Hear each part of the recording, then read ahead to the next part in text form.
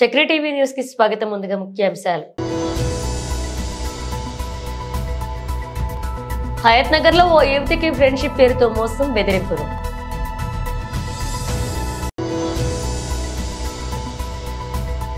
BC విద్యార్థి సంఘ రాష్ట్ర అధ్యక్షులు వేముల రాధాకృష్ణ ఆధ్వర్యంలో 1000కి పైగా విద్యార్థులతో భారీ ర్యాలీ.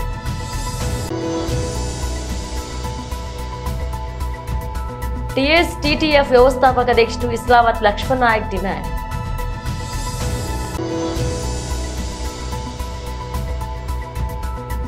లగచర్ల చుట్టుపక్కల గ్రామ రైతులు, ఎస్సీ/ఎస్టీ ప్రజాప్రతినిధులు కలిశారు. హైదరాబాద్ హయత్ నగర్ లో ఓ యువతికి ఫ్రెండ్షిప్ పేరుతో మోసం, బెదిరింపులు.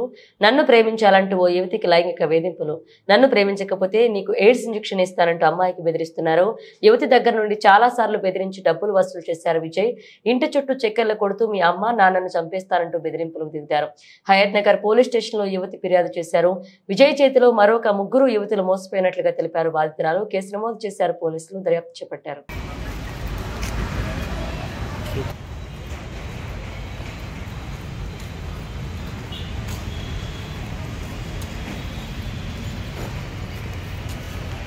నన్ను ట్రాప్ చేసిండు, బ్లాక్మెయిల్ చేస్తూ మేము ఫ్రెండ్స్ లాగా ఉన్నప్పుడు దిగిన ఫొటోస్ బ్లాక్మెయిల్ చేస్తూ డబ్బు తీసుకున్నాడు. అప్పుడు 1 ఇయర్ బ్యాక్. ఇప్పుడు మానసికంగా చాలా వేధిస్తుండు. ఇంకా మా ఇంట్లో వాళ్ళని చంపుతా, నిన్ను చంపుతా, బయటకు వస్తా అని నన్ను బెదిరిస్తుండు. ఇంకా చాలాసార్లు నన్ను రోడ్డు మీద కొట్టిండు. కాలేజ్ దగ్గరికి వచ్చి అక్కడ వచ్చి కొట్టిండు. ఇంకా ఇప్పటికీ చాలాసార్లు మా ఇంటి సైడ్ వచ్చి కూడా నన్ను చాలా కొట్టిండు. నేను ఏమన్నా అంటే నువ్వేమన్నా నోరు తెరిస్తే నేను చంపేస్తా చూడు, నేను ఈయనే అని చెప్పి నన్ను బ్లాక్మెయిల్ చేస్తుండు. బస్ స్టాప్లో బస్సు ఎక్కినప్పుడు కూడా బస్సు ఎక్కి బండెక్కి బస్ స్టాప్లో వచ్చినప్పుడు అందరి ముందట పరువు తీయడం, కాలేజ్ దగ్గరకు వచ్చి అందరి ముందట ఫ్రెండ్స్ ముందట కొట్టడం, బస్ స్టాప్లో ఎక్కుతావా ఇప్పుడు సస్తావా అని చెప్పి నన్ను బెదిరించడం, ఇట్లా చేస్తుండు నన్ను.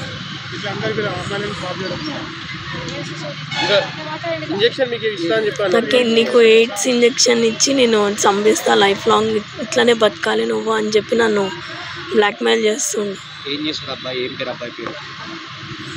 అబ్బాయి పేరు విజయ్ కుమార్. నాగార్జున సాగర్లో ఉంటాడు. ఇప్పుడు డిగ్రీ అయిపోయింది, ఏం చదవట్లేదు. Sardar Vallabhbhai Patel degree PG college, Secunderabad దగ్గర. నాకు మనతో లైఫ్ థ్రెడ్ ఉంది. నాకు నుంచి వాళ్ళ నుంచి నాకు విముక్తి కావాలి.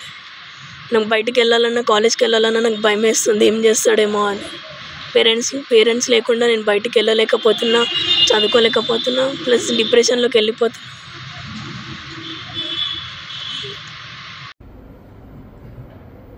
ఈరోజు హైదరాబాద్ లిమిట్స్లో నర్సింగ్ చదువుతున్న ఒక యువతి మాకు ఒక ఫిర్యాదు ఇవ్వడం జరిగింది. తనకు ఇన్స్టాగ్రామ్లో పరిచయమైనటువంటి వ్యక్తి తర్వాత క్లోజ్గా మూవ్ కావడం, వాళ్ళతో కొన్ని ఫొటోస్ వీడియోస్ ఉండడం వల్ల ఆ ఫొటోస్ వీడియోస్ని పెట్టుకొని ఆ అబ్బాయి అమ్మను బ్లాక్మెయిల్ చేస్తూ వాళ్ళ మదర్ని కూడా బ్లాక్మెయిల్ చేస్తున్నాడు. లవ్ చేయమని ఎమ్మడబడుతున్నాడు.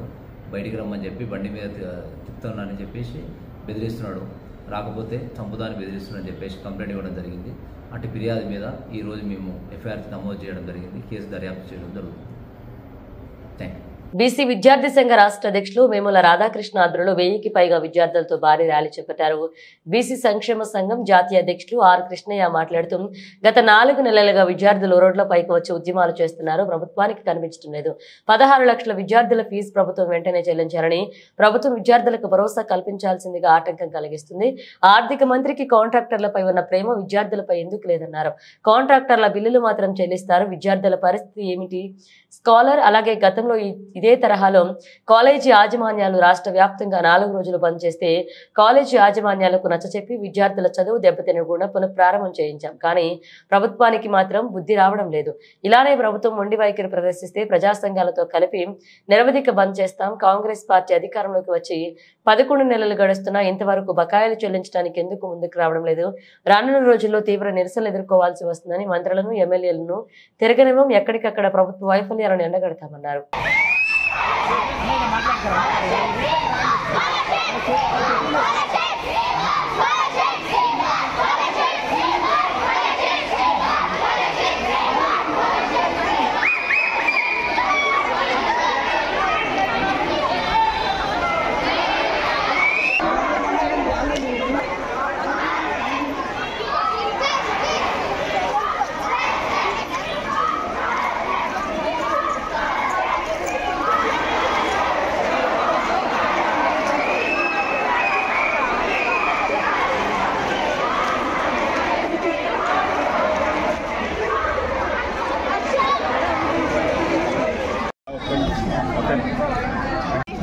20,000, but here in Telangana we are getting only 5,500. We need justice. We want scholarship. They are not giving from since 3 years, so we want our scholarship. Thank you. ఆధ్వర్యంలో రాష్ట్ర వ్యాప్తంగా అన్ని 33 జిల్లాల్లో కలెక్టరేట్ ఆఫీస్ ముట్టడించడం జరుగుతుంది. ఈ రాష్ట్ర ప్రభుత్వం అధికారంలో వచ్చే ముందు విద్యార్థుల నిరుద్యోగులకి న్యాయం చేస్తామని చెప్పి ఈరోజు రావడం జరిగింది. వచ్చిన తర్వాత విస్మరిస్తూ ఉన్నారు. రెండోది, ఈరోజు 12 లక్షల మంది విద్యార్థులు డిగ్రీ కాలేజీలు అవుతా ఉంటే ఈరోజు ఇవ్వడానికి మీకు చేతులు రావట్లే, కానీ ఎవరు అడగముందుకే కాంట్రాక్టర్లకు మాత్రం బిల్లులు చెల్లిస్తారు. ఎందుకంటే కాంట్రాక్టర్ల కమిషన్లు వస్తాయి కాబట్టి విద్యార్థులకు స్కాలర్షిప్ ఇస్తే కమిషన్ రాదని చెప్పి ఈరోజు మేము సూటిగా ప్రశ్నిస్తున్నాం. రెండోది, ఈరోజు కొడంగల్లో చూసినాం మనము. ఈరోజు జనాలంతా ఎట్లా తిరగబడ్డారో, ఎందుకు అట్లాంటి సంఘటనలు జరుగుతున్నాయంటే ఇట్లాంటి మొండి వైఖరి చేస్తేనే ఈరోజు కొడంగల్ లాంటి సంఘటన ఈరోజు జరుగుతూ ఉంది. తొందరలో విద్యార్థులు కూడా అట్లే తిరగబడే పరిస్థితికి ఈరోజు రాష్ట్ర ప్రభుత్వం తీసుకురావచ్చని చెప్పి తెలియజేసుకుంటా ఉన్నాం. రెండోది, ఈరోజు పక్క రాష్ట్రంలో కర్ణాటకలో 15,000 రూపాయలు ఇస్తారు. ఆంధ్రప్రదేశ్లో 20,000 రూపాయలు స్కాలర్షిప్ ఇస్తారు. 5,500 రూపాయలు ఇవ్వడానికి మీకు ఎందుకు చేతులు రావట్లేదని చెప్పి ఈరోజు మేము సూటిగా ప్రశ్నిస్తున్నాం. తొందరలోనే ఈరోజు గవర్నమెంట్ స్కాలర్షిప్ ఇవ్వకపోతే పెద్ద ఎత్తున సెక్రటరీ ముట్టడిస్తామని తెలియజేసుకుంటా ఉన్నాం. వివిధ కాలేజీల్లో degree, PG, engineering, MBA, MCA కోర్సులు చదువుతున్నటువంటి బీసీ, ఎస్సీ, ఎస్టీ, మైనార్టీ విద్యార్థులు 14 లక్షల మంది విద్యార్థుల యొక్క ఫీజుల బకాయిలు 3 సంవత్సరాలు పెండింగ్ ఉన్నాయి. ఈ విద్యార్థుల యొక్క ఫీజుల బకాయి చెల్లించాలని గత 4 నెలలుగా పెద్ద ఎత్తున విద్యార్థులు ఉద్యమిస్తారు. అయినా ప్రభుత్వం సిగ్గు తప్పి ఇంతవరకు స్పందించడం లేదు. కాంట్రాక్టర్ల బిల్లులు చెల్లిస్తున్నారు. ఆ కుటుంబం పక్కకి యథావిధిగా మాకు బాగుంది ప్రభుత్వం. మా 14 లక్షల మంది పిల్లలకు 5,000, 4,000, 10,000 ఇట్లా బాకీ ఉంది. అవన్నీ చేయాలి. ఈ కొందరు అధికారులు దుర్మార్గులు, మేము ట్యూషన్లు చెప్పి చదివినాం, మేము అట్లా కష్టపడ్డాం, నడిచిపోయి చదివినాం, ఇప్పటి పిల్లలకు స్కాలర్షిప్లు ఫీజులు ఇస్తారా అని తప్పుడు సలహాలు ఇచ్చి ఎత్తేరిగా చూస్తున్నాం. దీన్ని నెక్స్ట్ పరిస్థితుల మేము అనేక పోరాటం చూసి స్కీమ్ పెట్టించాం. ఈ స్కీమ్లో కొనసాగించే వరకు పోరాడతాం. వదిలిపెట్టమని తెలుసు. ఎవరి దగ్గర ఇస్తుందా? ఒక్కొక్క లీడర్ 100 కోట్లు సంపాదించారు. మా పిల్లలకు స్కాలర్షిప్ చదువుతున్నారు, బాగుపడతారు, స్కాలర్షిప్ కదా. ఇప్పటికే ప్రభుత్వానికి నేను హెచ్చరిస్తున్నా, మీరు 11 నెలలుగా అనేక కుంభకోణాలు జరుగుతున్నాయి. ఈ రాష్ట్రం ప్రభుత్వం ముస్లిం సుందరీకరణకు 1,50,000 కోట్లు, మహబూబ్నగర్లో ఎత్తిపోతల పథకానికి 1,00,000 కోట్లు, అనేక పథకాలకు 1,000 లక్షల కోట్లు అందులో కమిషన్ వస్తుందని ఆలోచిస్తుంది. ఈ ప్రభుత్వంలో చాలామంది నేను లెవెల్ ఉన్నాయి కాబట్టి మాట్లాడతాను. ప్రతి బడ్జెట్ రిలీజ్కు కమిషన్లు తీసుకొని ఇస్తుంది. కాంట్రాక్టర్ల బిల్లులు పాస్ అయితే ఎట్లయితున్నాయి? కమిషన్లు తీసుకొని పాస్ చేస్తున్నా. దీని మీద విచారణ జరపాలని ఉండల్లో పడిన IT యాక్ట్ కింద మేము ఇన్ఫర్మేషన్ తీసుకొని ప్రభుత్వాన్ని ఎండగడతామని చెప్పి నేను హెచ్చరిస్తున్నాను. RTI యాక్ట్ కింద IT యాక్ట్ తీసుకొని ఈ ప్రభుత్వంలో ఉన్న కొందరు ఫైనాన్స్ అధికారులు ఇలాంటి కరప్ట్ ప్రాక్టీస్ అని చేస్తున్నారు, ఎండగట్టాలని చెప్పి రాష్ట్రంలో ఈరోజు రాష్ట్ర వ్యాప్తంగా లక్షలాది మంది విద్యార్థులు రోడ్ల చూసి దండాలు చేస్తున్నారు. అయినా ప్రభుత్వం ఇంత కూడా సిగ్గు లేకుండా ప్రవర్తిస్తుంది. కాబట్టి ఇప్పటికైనా వెంటనే రిలీజ్ చేయాలని చెప్పి లేని పక్షంలో ఉద్యమాన్ని మరింత ఉధృతం చేస్తాం. ఎమ్మెల్యేలు తిరిగారు, ఎంపీలు తిరిగారు, ఉద్యమం సీరియస్ అయిపోతుందని చెప్పి అధ్యక్షులు తెలంగాణ బీసీ విద్యార్థి సంఘం మరి ఆర్ కృష్ణ గారి పిలుపు మేరకు ఎక్కడిదక్కడ రాష్ట్ర వ్యాప్తంగా 33 జిల్లాలలో కలెక్టరేట్, RDO, MRO ఆఫీసులు ముట్టడి ఎక్కడెక్కడ జరుగుతూ ఉంది. ఈ రాష్ట్ర ప్రభుత్వం పెండింగ్ ఉన్న ఫీజు రియంబర్స్మెంట్ బకాయిలు చెల్లించకుండా కాంట్రాక్టర్ నిధులు కేటాయిస్తుంది రాష్ట్ర ప్రభుత్వం. ఈరోజు రాష్ట్ర ప్రభుత్వం మా విద్యార్థులు మాకు స్కాలర్షిప్లు ఇవ్వాలి, ఫీజు రియంబర్స్మెంట్ ఇవ్వాలని చెప్పి ఎక్కడెక్కడ విద్యార్థులు రోడ్డు ఎక్కే పరిస్థితి రాష్ట్ర ప్రభుత్వం తీసుకొచ్చింది. ఈరోజు కాంట్రాక్టర్ నిధులు కేటాయించి ఎవరు అడిగిరని చెప్పి రాష్ట్ర ప్రభుత్వం మూసికి 1,50,000 కోట్లకు కేటాయిస్తున్నారు. మరియు రాష్ట్ర ప్రభుత్వం ఈరోజు ఏమో ఉన్నతమైన విద్య చదువుకోవాలనుకుంటే విద్యార్థులు ఆ కాలేజ్ యాజమాన్యాలు సర్టిఫికేట్ ఇవ్వకపోవడంతో ఉన్నతమైన విద్యకి విద్యార్థులు దూరం అవుతూ ఉన్నారు. అదేవిధంగా జాబులు వస్తే కూడా జాబు పోని పరిస్థితిలో విద్యార్థులు ఉన్నారు. రాష్ట్ర ప్రభుత్వం హెచ్చరిస్తూ ఉన్నాం, మీరు పెండింగ్లో ఫీజు రియంబర్స్మెంట్ స్కాలర్షిప్లు తక్షణమే చెల్లించాలని కూడా రాష్ట్ర ప్రభుత్వం డిమాండ్ చేస్తూ ఉన్నాం. ఎందుకంటే ఫీజు రియంబర్స్మెంట్ స్కీము ఉత్తరం రాలేదు. ఆర్ కృష్ణ గారు 5 రోజులు ఆమరణ దీక్ష చేస్తే ఫీజు రియంబర్స్మెంట్ స్కీమ్ వచ్చింది. ఆ ఫీజు రియంబర్స్మెంట్ ద్వారా తోపుడు బండి వాళ్ళ పిల్లలు, రిక్షా కార్మికుడు వాళ్ళ పిల్లలు, ఇంజనీరింగ్ ఇంజనీరింగ్, మెడిసిన్ అనేకమైన ఉన్నతమైన కోర్సులు అవుతామంటే రాష్ట్ర ప్రభుత్వం డిమాండ్ చేస్తూ ఉన్నాం. ఈ రాష్ట్ర ప్రభుత్వం కేవలం కమిషన్లు వచ్చే వాటికే నిధులు కేటాయిస్తారు తప్ప ఇక్కడ ఫీజు రియంబర్స్మెంట్ స్కాలర్షిప్లు ఇస్తే ఏ విధంగా కమిషన్లు వస్తాయని చెప్పి ఆలోచన చేస్తారు. రాష్ట్ర ప్రభుత్వం ఇది ప్రజాప్రభుత్వం అనుకున్నాం కానీ కమిషన్ల ప్రభుత్వంగా మారిపోయింది రాష్ట్ర ప్రభుత్వం. రేవంత్ రెడ్డి గారికి అల్టిమేటం జారీ చేస్తూ ఉన్నాం. ఇది శాంతియుతంగా చేస్తూ ఉన్నాం, ప్రజాస్వామ్యబద్ధంగా చేస్తూ ఉన్నాం. కానీ రాబోయే రోజుల్లో ఎక్కడిదక్కడ మంత్రులని అడ్డుకుంటామని కూడా రాష్ట్ర ప్రభుత్వం అల్టిమేటం జారీ చేస్తున్నాం. ఒక పక్కన కాలేజ్ యాజమాన్యాలు ఏమో వాళ్ళు కరెంటు బిల్లులు చెల్లించుకోని పరిస్థితులు ఉన్నారు, జీతాలు చెల్లించుకోలేని పరిస్థితులు ఉన్నారు. రాష్ట్ర ప్రభుత్వం ఏమో అందరినీ, గత ప్రభుత్వం ఏమో ఆర్టీసీ సమస్య పట్టించుకోలేదు.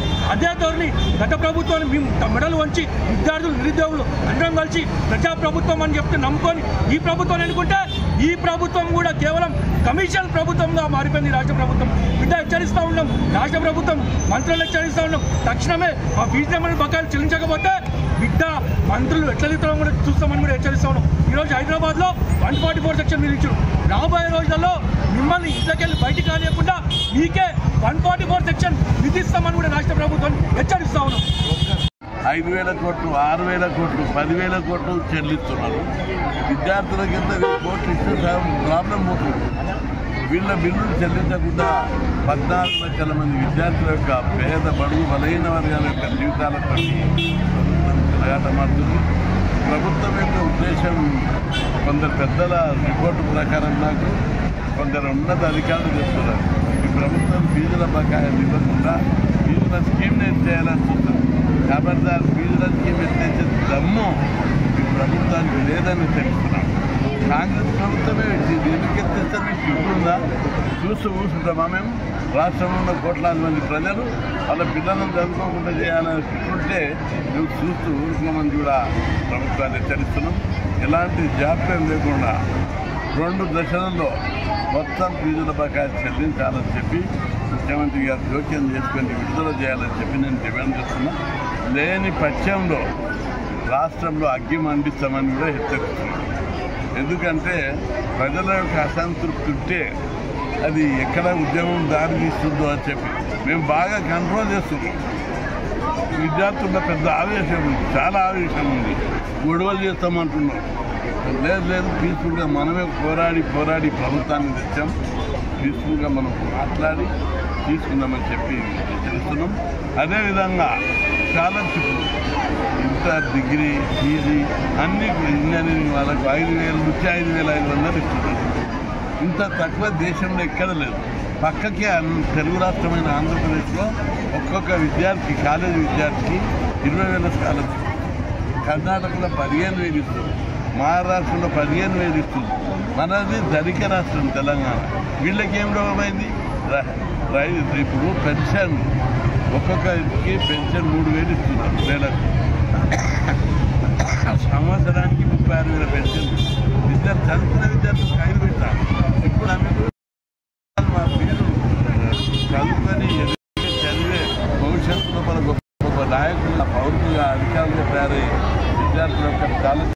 ఎన్నికల ప్రచారంలో సమగ్ర శిక్ష ఉద్యోగులకు ఇచ్చిన హామీని సీఎం రేవంత్ రెడ్డి వెంటనే అమలు చేయాలని టీఎస్ టీటీఎఫ్ వ్యవస్థాపక అధ్యక్షుడు ఇస్లావత్ లక్ష్మణ్ నాయక్ డిమాండ్ చేశారు. సమగ్ర శిక్ష ఉద్యోగులందరినీ విద్యాశాఖలో విలీనం చేసి రెగ్యులర్ చేయాలని, అప్పటి వరకు తక్షణమే పే స్కేల్ అమలు చేయాలని డిమాండ్ చేస్తూ తెలంగాణ సమగ్ర శిక్ష ఉద్యోగుల సంఘాధ్వర్యులు ఇందిరా పార్క్ వద్ద ధర్నా నిర్వహించారు. ఈ ధర్నాలో లక్ష్మణ్ నాయక్ తో పాటు టీపీసీసీ రాష్ట్ర నాయకులు హర్షవర్ధన్ రెడ్డి, సంఘ అధ్యక్ష కార్యదర్శులు దుండిగల యాదగిరి, జి ఝాన్సీ, సౌజన్యలు హాజరయ్యారు. ఈ సందర్భంగా లక్ష్మణ్ నాయక్ మాట్లాడుతూ కాంగ్రెస్ పార్టీ ఎన్నికల ప్రచారంలో ఇచ్చిన హామీని వెంటనే అమలు చేయాలని డిమాండ్ చేశారు. ప్రతి ఉద్యోగికి జీవిత బీమా 10 లక్షలు, ఆరోగ్య బీమా 10 లక్షల సౌకర్యం కల్పించాలని, ప్రభుత్వ కామాక్ష శాఖ నియామకాలు వెయిటేజ్ కల్పించాలని ఆయన డిమాండ్ చేశారు. తమ న్యాయమైన సమస్యలను పరిష్కరించాలని రేవంత్ రెడ్డికి ప్రభుత్వానికి అనేక మార్లు వినతి పత్రాలు అందజేస్తున్నా ఇప్పటి వరకు హామీల అమలుకు నోచుకోలేదని, వెంటనే సీఎం స్పందించి తమ న్యాయమైన సమస్యలు పరిష్కరించాలని డిమాండ్ చేశారు. సమగ్ర శిక్ష ఉద్యోగులుగా ఉన్నారు. అందరికీ కూడా ఈరోజు శ్రమ దోపిడీ జరుగుతూ ఉంది. మనకి సంబంధించి ఇవ్వాల్సినటువంటి వేతనం ఏ యొక్క మినిమం టైం స్కేల్ ఇవ్వాలనేటువంటి నామ్ని ఈరోజు గత ప్రభుత్వం పట్టించుకోలేదు. ఇప్పుడు ఈ ప్రభుత్వం కూడా దాని నుంచి కోలుకునేదాకా కొంత దోపి పట్టండి అనేటువంటి మాటలు మాట్లాడుతూ ఉన్నారు. ఇవాళ రెగ్యులర్ ఉద్యోగులు చూసాం, 5 DL పెండింగ్ ఉన్నాయి. కాంగ్రెస్ పార్టీ మేనిఫెస్టోలో ఏం రాస్తున్నారు? ఎన్నికలకు ముందు 3 డిఏలు పెండింగ్ ఉన్నాయి. మేము అధికారంలోకి వస్తే వచ్చే 15 రోజుల్లో మేము 3 డిఏలు క్లియర్ చేస్తామని చెప్పారు. 6 నెలల్లో పిఆర్సీ మంచి పిఆర్సీ ఇస్తామని చెప్పారు. కానీ ఈరోజు 11 నెలలు గడిచినా పిఆర్సీ పెన్షనర్లు కార్మికుల జేఏసీ ఆధ్వర్యంలో ఉద్యమ కార్యాచరణ ప్రకటిస్తే చర్చలకు పిలిచి ఆర్థిక పరిస్థితి బాగలేదు 5 ఇస్తారని అనుకుంటే 2 ఇస్తామని చెప్పి చివరికి ఒక్కదానికే 1 వాయిదాకే కేబినెట్ ఆమోదం తీసుకున్నటువంటి పరిస్థితి ఈరోజు చూసాం. సో అంటే వాస్తవంగా ఇవాళ ఉన్నటువంటి పరిస్థితి రాష్ట్ర ప్రభుత్వం యొక్క ఆర్థిక పరిస్థితి కూడా దివాళా తీసిందనేటువంటిది వాస్తవమే. కానీ ఉద్యోగులు కూడా ప్రభుత్వంలో భాగమే, ప్రజల్లో భాగమే. తిరుగుతున్న సందర్భంలో టీఎస్యూటీఎఫ్ గా వాళ్ళందరినీ సమీకరించి సంఘం ఏర్పాటు చేశాం. వాళ్ళ ఆధ్వర్యంలో ఆ యూటీఎఫ్ నాయకత్వంలో ఆ సంఘం చేసినటువంటి ఉద్యమాల ఫలితంగా మొదట్లో 2015లో 1000 రూపాయల జీతం పెంచారు. 1000 రూపాయల జీతం పెంచినటువంటి పిఆర్సీ 2015లో తెలంగాణ గవర్నమెంట్ 43% ఫిట్మెంట్ ఇచ్చింది. 43% ఫిట్మెంట్ ఇచ్చిన తర్వాత కేవలం 1000 రూపాయలు పెంచినట్టు అని చెప్పి ఆ రోజు పెద్ద ఎత్తున కొట్లాడితే ఆ తర్వాత సిఆర్టీలకి 5000, ఎస్ఓలకు 4000 పెంచినటువంటి సంగతి మీకు తెలుసు. ఆ తర్వాత దాని మీద మరి మనం మినిమం టైం స్కేల్ కోసం చేయాలని చెప్పేసి వాళ్ళు ఇంకొక డిమాండ్ కూడా పెట్టి ఉన్నారు. ఏదైతే ప్రతి ఉద్యోగికి జీవిత బీమా కిందగా 10 లక్షలు, ఆరోగ్య బీమా కింద 10 లక్షల సౌకర్యం కల్పించాలని, అదేవిధంగా ఎస్ఎస్ఏ ఉద్యోగుల పదవీ విరమణ చేస్తున్నటువంటి బెనిఫిట్స్ కింద 10 లక్షల రూపాయలు ఇవ్వాలని. ఇవాళ ఏదైతే వెయిటేజ్ ఉందో రేపు ఇవాళ వయసు అయిపోయింది కదా. ఇవాళ వీళ్ళు గత 20 సంవత్సరాలుగా ఉద్యోగాలు చేస్తూ కాంపిటేటివ్ ఎగ్జామ్లో వీళ్ళు పోటీ పడలేక, ఇవాళ వీళ్ళు పడుతున్న బాధ నుంచి బయటికి పడలేక ఇవాళ ఉద్యోగాలు రాస్తే రానటువంటి పరిస్థితిలో వీళ్ళ యొక్క సర్వీస్ని బేస్ చేసుకొని ఏదైతే వెయిటేజ్ ఇస్తే ఒక 10-20 మార్కులు వెయిటేజ్ ఇస్తే ఉద్యోగాలు వచ్చే అవకాశాలు ఉన్నాయి. కాబట్టి ఆ రకమైనటువంటి అవకాశాన్ని కూడా రాష్ట్ర ప్రభుత్వము చర్యలు తీసుకోవాలని చెప్పేసి డిమాండ్ పెట్టినటువంటి ప్రధానమైన డిమాండ్ని పరిష్కరించేలా రాష్ట్ర ప్రభుత్వం చర్యలు తీసుకోవాలని, ఖచ్చితంగా మార్చి నాటికి వీళ్ళ యొక్క సమస్యల మీద ఒక పూర్తి పరిష్కార దిశగా వెళ్తుందని చెప్పేసి మేము ప్రగాఢ నమ్మకంతో ఉన్నాం. Thank you. ఒక్క నిమిషం మాట్లాడనా.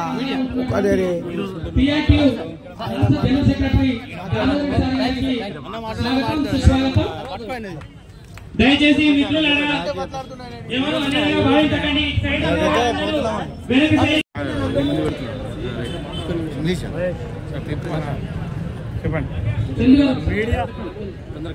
మీడియా మిత్రులకు నమస్కారం. ఎస్ఎస్ఏ ఎంప్లాయీస్ ఈరోజు ఇందిరా పార్క్లో చేస్తున్నటువంటి మహాధర్నకు మద్దతుగా TSTTF Telangana state tribal teacher federation రాష్ట్ర ఫౌండర్ ప్రెసిడెంట్ ఇషార్ లక్ష్మణ నాయక్ గారు మద్దతు కావాలంటే ఇవాళ వీళ్ళకు మద్దతుగా ఇవాళ ఏదైతే వీళ్ళు గత 2 దశాబ్దాల కాలం పాటు వీళ్ళు చేస్తున్నటువంటి ఆ పనికి వేతనానికి సంబంధం లేకుండా ఇబ్బంది పడుతున్నటువంటి వీళ్ళకి గత ప్రభుత్వం చేసినటువంటి మోసాన్ని, ప్రజాపాలన ఉన్నటువంటి రేవంత్ అన్న ప్రభుత్వం న్యాయం చేయాలి, మేనిఫెస్టోలో పెట్టినటువంటి అంశాలని పరిష్కరించాలని చెప్పేసి ఇవాళ ఏదైతే ఇందిరా పార్క్లో చేపట్టేటువంటి ఈ మహాధర్న, మేము ఈ యొక్క మహాధర్న నుంచి రాష్ట్ర ప్రభుత్వానికి ఒక విజ్ఞప్తి చేస్తూ ఉన్నాము.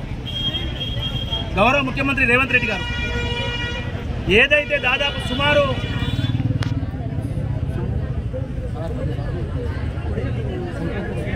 20,000 మంది రాష్ట్ర వ్యాప్తంగా రెగ్యులర్ ఎంప్లాయీస్తో పాటు వీళ్ళ యొక్క శ్రమ దోపిడీ జరుగుతూ ఉంది. గత ప్రభుత్వంలో జరిగినటువంటి మోసాన్ని ప్రస్తుత ప్రభుత్వం ఖచ్చితంగా పరిష్కరించే దిశగా మేనిఫెస్టో పెట్టేటువంటి అంశాన్ని కుల్లంగా ఇంప్లిమెంట్ చేయాలని చెప్పేసి ఏదైతే ఇవాళ చేస్తున్న మహాధర్నని మేము మా యొక్క సంఘం నుంచి ఈ యొక్క ఫైనాన్షియల్ ఇయర్కు వీళ్ళు ఏదైతే 5-6 డిమాండ్లు పెట్టారో ఆ డిమాండ్ పరిష్కార దిశగా ప్రభుత్వం ఆలోచన చేయాలని. ఇవాళ ఫైనాన్షియల్ క్రిటిసైజ్ ఉండొచ్చు, ఫైనాన్షియల్ డెఫిసిట్ ఉండొచ్చు, కానీ ఒక్కొక్క అంశాలు చేసేటటువంటి దాంట్లో ఇవాళ వీళ్ళు చేసినటువంటి ప్రధాన డిమాండ్ల భాగంగా సమగ్ర శిక్ష ఉద్యోగుల్ని విద్యాశాఖలో విలీనం చేయమని చెప్పేసి ఒక ప్రధాన డిమాండ్ చేస్తూ, అదేవిధంగా పే స్కేల్ని కూడా ఇటు మెడికల్ రీయింబర్స్మెంట్ లేదు, అటు ఆరోగ్యశ్రీ ద్వారా ట్రీట్మెంట్ అందే అవకాశం లేదు. మరి ఇట్లాంటి వాళ్ళు ప్రజల ద్వారా చిన్న స్థాయి ఉద్యోగులుగా వీళ్ళందరికీ కూడా 10 లక్షల రూపాయలు ఫ్రీ ట్రీట్మెంట్ ఏదైతే ఆరోగ్యశ్రీ ట్రీట్మెంట్ ఉందో 10 లక్షల లిమిట్ తోటి ఆరోగ్యశ్రీ ట్రీట్మెంట్ ఇవ్వాల్సినటువంటి అవసరం ఉంది. మరి ఆ రకంగా ఎట్లా మీరు జస్టిఫై చేస్తారని చెప్పి ఈరోజు ప్రభుత్వాన్ని అడగాల్సినటువంటి అవసరం ఉంది. మరి అదే రకంగా ఈరోజు ఉద్యోగులు చనిపోతే కంపల్సరీ అపాయింట్మెంట్ ఇస్తారు, కారుణ్య నియామకం. మరి వాళ్ళ కాంట్రాక్ట్ ఉద్యోగులుగా మీరు 20 ఏళ్ళు చేయండి, 25 ఏళ్ళు చేయండి, మీరు కాంట్రాక్ట్ పద్ధతిలో పనిచేసినంత కాలం చనిపోతే ఫ్యూనరల్ ఛార్జెస్ లేవు, చనిపోతే కారుణ్య నియామకం లేదు, చనిపోతే మన మీద ఆధారపడే కుటుంబాన్ని ఎవరు చూస్తారంటే ఎవరు పట్టించుకునే పరిస్థితి లేదు. అందుకని ఈరోజు ఎక్స్గ్రేషియా ఇవ్వాలనేటువంటి డిమాండ్ ఈరోజు వస్తూ ఉంది. కంపల్సరీ అపాయింట్మెంట్ ఇవ్వాలనేటువంటి డిమాండ్, న్యాయమైనటువంటి డిమాండ్, అవి కూడా మనం పరిష్కారం చేసుకోవాల్సినటువంటి అవసరమే ఉంది. ఈరోజు కాంట్రాక్ట్ ఉద్యోగులుగా పనిచేసేటువంటి సందర్భంలో ఎంతకాలం కాంట్రాక్ట్, గతంలో జీవో ఉంది. తెలంగాణ రావడానికి ముందు 5 ఏళ్ళు కాంట్రాక్ట్ పద్ధతిలో పనిచేస్తే రెగ్యులైజ్ చేయాలనే జీవో ఉంది. మరి దానికి అనుగుణంగా జీవో 16 ఇచ్చారు, కాంట్రాక్ట్ లెక్చర్స్ రెగ్యులర్ చేశారు. మరి సంతోషం. మెడికల్ అండ్ హెల్త్ డిపార్ట్మెంట్ లో రెగ్యులైజ్ చేశారు, సంతోషం. మరి సమగ్ర శిక్షలో పనిచేస్తున్న 17-18 ఏళ్ళ నుంచి పనిచేస్తున్నటువంటి ఉద్యోగుల్ని ఎందుకు రెగ్యులైజ్ చేయటం లేదని చెప్పి ఈరోజు అడుగుతా ఉన్నాం. ఉద్యోగులు అంటే ఉద్యోగులే, అందరూ కాంట్రాక్ట్ ఉద్యోగులే. మరి కాంట్రాక్ట్ ఉద్యోగుల్లో గవర్నమెంట్ కాంట్రాక్ట్ ఉద్యోగులు వేరే, స్కీమ్ వర్కర్స్ వేరే అని చెప్పి డిఫరెన్షియేట్ చేయాల్సినటువంటి అవసరం లేదు. ఎక్కడున్నా సరే కాంట్రాక్ట్ ఉద్యోగులందరినీ కూడా రెగ్యులర్ చేయాల్సినటువంటి బాధ్యత ఈ ప్రభుత్వం. ఎస్ఎస్ఏ ఎంప్లాయీస్ ఈరోజు ఇందిరా పార్క్లో చేస్తున్నటువంటి మహాధర్నకు మద్దతుగా TSTTF Telangana state tribal teacher federation రాష్ట్ర ఫౌండర్ ప్రెసిడెంట్ ఇష్టార్ లక్ష్మణ్ నాయక్ గారు మద్దతు కావాలంటే ఇవాళ వీళ్ళకు మద్దతుగా ఇవాళ ఏదైతే వీళ్ళు గత 2 దశాబ్దాల కాలం పాటు వీళ్ళు చేస్తున్నటువంటి ఆ పనికి వేతనానికి సంబంధం లేకుండా ఇబ్బంది పడుతున్నటువంటి వీళ్ళకు గత ప్రభుత్వం చేసినటువంటి మోసాన్ని ప్రజాపాలన ఉన్నటువంటి రేవంత్ అన్న ప్రభుత్వం న్యాయం చేయాలి, మేనిఫెస్టోలో పెట్టినటువంటి అంశాలని పరిష్కరించాలని చెప్పేసి ఇవాళ ఏదైతే ఇందిరా పార్క్లో చేపట్టేటువంటి ఈ మహాధర్నకు మేము ఈ యొక్క మహాధర్న నుంచి రాష్ట్ర ప్రభుత్వానికి ఒక విజ్ఞప్తి చేస్తూ ఉన్నాము. గౌరవ ముఖ్యమంత్రి రేవంత్ రెడ్డి గారు ఏదైతే దాదాపు సుమారు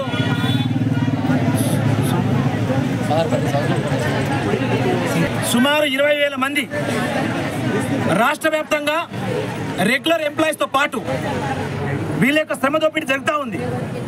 గత ప్రభుత్వంలో జరిగినటువంటి మోసాన్ని ప్రస్తుత ప్రభుత్వం ఖచ్చితంగా పరిష్కరించే దిశగా మేనిఫెస్టో పెట్టేటువంటి అంశాన్ని కుల్లంగా ఇంప్లిమెంట్ చేయాలని చెప్పేసి ఏదైతే ఇవాళ చేస్తున్న మహాధర్నని మేము మా యొక్క సంఘం నుంచి ఈ యొక్క ఫైనాన్షియల్ ఇయర్కు వీళ్ళు ఏదైతే 5-6 డిమాండ్లు పెట్టారో ఆ డిమాండ్ పరిష్కార దిశగా ప్రభుత్వం ఆలోచన చేయాలని. ఇవాళ ఫైనాన్షియల్ క్రిటిసైజ్ ఉండొచ్చు, ఫైనాన్షియల్ డెఫిసిట్ ఉండొచ్చు, కానీ ఒక్కొక్క అంశాలు చేసేటువంటి దాంట్లో ఇవాళ వీళ్ళు చేసినటువంటి ప్రధాన డిమాండ్ల భాగంగా సమగ్ర శిక్ష ఉద్యోగుల్ని విద్యాశాఖలో విలీనం చేయమని చెప్పేసి ఒక ప్రధాన డిమాండ్ చేస్తూ, అదేవిధంగా పే స్కేల్ని ఇవ్వమని వాళ్ళు అమల్లో చేయాలని చెప్పేసి వాళ్ళు ఇంకొక డిమాండ్ని కూడా పెట్టి ఉన్నారు. ఏదైతే ప్రతి ఉద్యోగికి జీవిత బీమా కిందగా 10 లక్షలు, ఆరోగ్య బీమా కింద 10 లక్షల సౌకర్యం కల్పించాలని, అదేవిధంగా ఎస్ఎస్ఏ ఉద్యోగుల పదవి విరమణ చేస్తున్నటువంటి బెనిఫిట్స్ కింద 10 లక్షల రూపాయలు ఇవ్వాలని. ఇవాళ ఏదైతే వెయిటేజ్ ఉందో రేపు ఇవాళ వయసు అయిపోయింది వీళ్ళు. ఇవాళ వీళ్ళు గత 20 సంవత్సరాలుగా ఉద్యోగాలు చేస్తూ కాంపిటేటివ్ ఎగ్జామ్లో వీళ్ళు పోటీ పడలేక, ఇవాళ వీళ్ళు పడుతున్న బాధ నుంచి బయటికి పడలేక ఇవాళ ఉద్యోగాలు రాస్తే రానటువంటి పరిస్థితిలో వీళ్ళ యొక్క సర్వీస్ని బేస్ చేసుకొని ఏదైతే వెయిటేజ్ ఇస్తే ఒక 10-20 మార్కులు వెయిటేజ్ ఇస్తే ఉద్యోగాలు వచ్చే అవకాశాలు ఉన్నాయి. కాబట్టి ఆ రకమైనటువంటి అవకాశాన్ని కూడా రాష్ట్ర ప్రభుత్వము చర్యలు తీసుకోవాలని చెప్పేసి డిమాండ్ పెట్టినటువంటి ప్రధానమైన డిమాండ్ని పరిష్కరించేలా రాష్ట్ర ప్రభుత్వం చర్యలు తీసుకోవాలని, ఖచ్చితంగా మార్చి నాటికి వీళ్ళ యొక్క సమస్యల మీద ఒక పూర్తి పరిష్కార దిశగా వెళ్తామని చెప్పేసి మేము ప్రగాఢ నమ్మకంతో ఉన్నాం. Thank you. లగచర్ల చుట్టుపక్కల గ్రామ రైతులు ఎస్సీ ఎస్టీ ప్రజాప్రతినిధులను కలిశారు. ఈ సంఘటన చాలా బాధాకరం. కమిషన్ తరపున చింతిస్తున్న బక్కి వెంకటయ్య అనాది కాలం నుండి భూమిని నమ్ముకుని జీవిస్తున్న రైతుల భూములను ఫార్మా కంపెనీకి కేటాయించడం సరైంది కాదన్నారు. తాము ఫార్మా కంపెనీకి వ్యతిరేకం కాదు, కానీ రైతుల ప్రాతిపదాలను పరిగణలోకి తీసుకోవాలని మాజీ ఎమ్మెల్యే గురునాథ్ రెడ్డి ఫార్మా కంపెనీని వేరే చోట పెట్టారని, అందుకు అవసరమైన భూమిని చూపిస్తామని చెప్పారు. కానీ అక్కడే ఫార్మా కంపెనీ పెట్టాలని కొంతమంది చూస్తున్నారు. అది సరైన పద్ధతి కాదు. కలెక్టర్ పై దాడిని తాము ఖండిస్తున్నాము. ఎస్సీ ఎస్టీలకు అన్యాయం జరిగితే కమిషన్ చూస్తూ ఊరుకోదన్నారు. ఈ ఘటనపై దర్యాప్తు చేస్తాం, బాధ్యులపై చట్టపరమైన చర్యలు తీసుకుంటామన్నారు సత్యవతి రాథోడ్. కలెక్టర్ అధికారులపై దాడి చేశారని, అమాయకులైన రైతులపై అక్రమ కేసులు పెట్టి దాడి చేశారని, రేవంత్ రెడ్డి నియోజకవర్గంలో ఫార్మా కంపెనీ కోసం గిరిజనుల భూమి మాత్రమే ఉందా? రేవంత్ రెడ్డి అధికారం దురహంకారం గిరిజనులపై చూపిస్తున్నాడంటూ ఆగ్రహాన్ని వ్యక్తం చేశారు.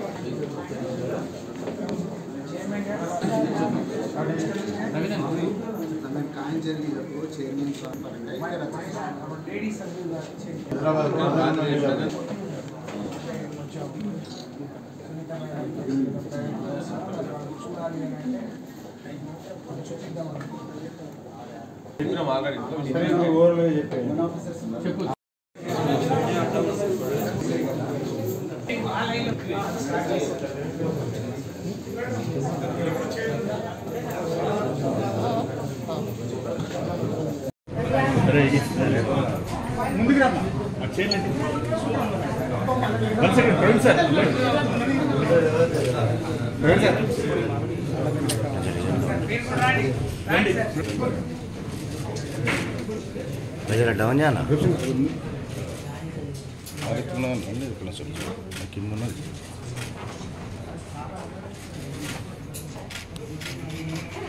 మేడం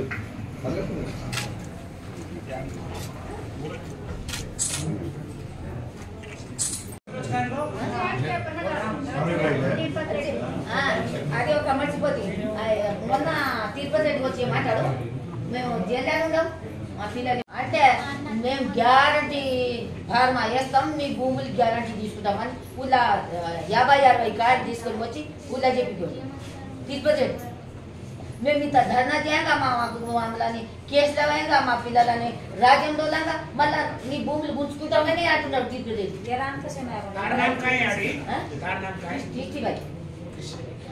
ఇప్పుడు ఫార్మా వస్తుంది సిగ్నేచర్ చేయాలంటే భయంతో మేము పెట్టాలని వచ్చిండ. ఇన్ని రోజులు రాలేదు తిరుపతి రెడ్డి. అసలు తిరుపతి రెడ్డి ఎవ్వరు మా వరకు వచ్చి ఫార్మా వస్తుంది కన్ఫర్మ్ సిగ్నేచర్ పెట్టాలని చెప్పడానికి తిరుపతి రెడ్డి ఎమ్మెల్యేనా ఎంపీటీసీనా ఎవరు అసలు? రేవంత్ రెడ్డి వల్ల అన్న అయితే మా వరకు ఎందుకు వస్తారు? అది కూడా అందరికి జైల్లో వేసి బాగా వాళ్ళ కొట్టించి ఉన్న ఇంట్లో ఉన్న వాళ్ళందరు బయట ఏడేడలో దేశాల్లో ఉన్నారు, వాళ్ళ అడ్రస్ లేదు ఏం లేదు.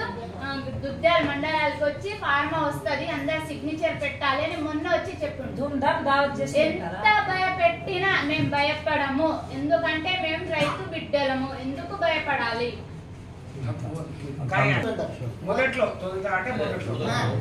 ఆడవాళ్ళం మగ పిల్లలని దోలినాం, ఒక 20-30 మంది పోయినాం.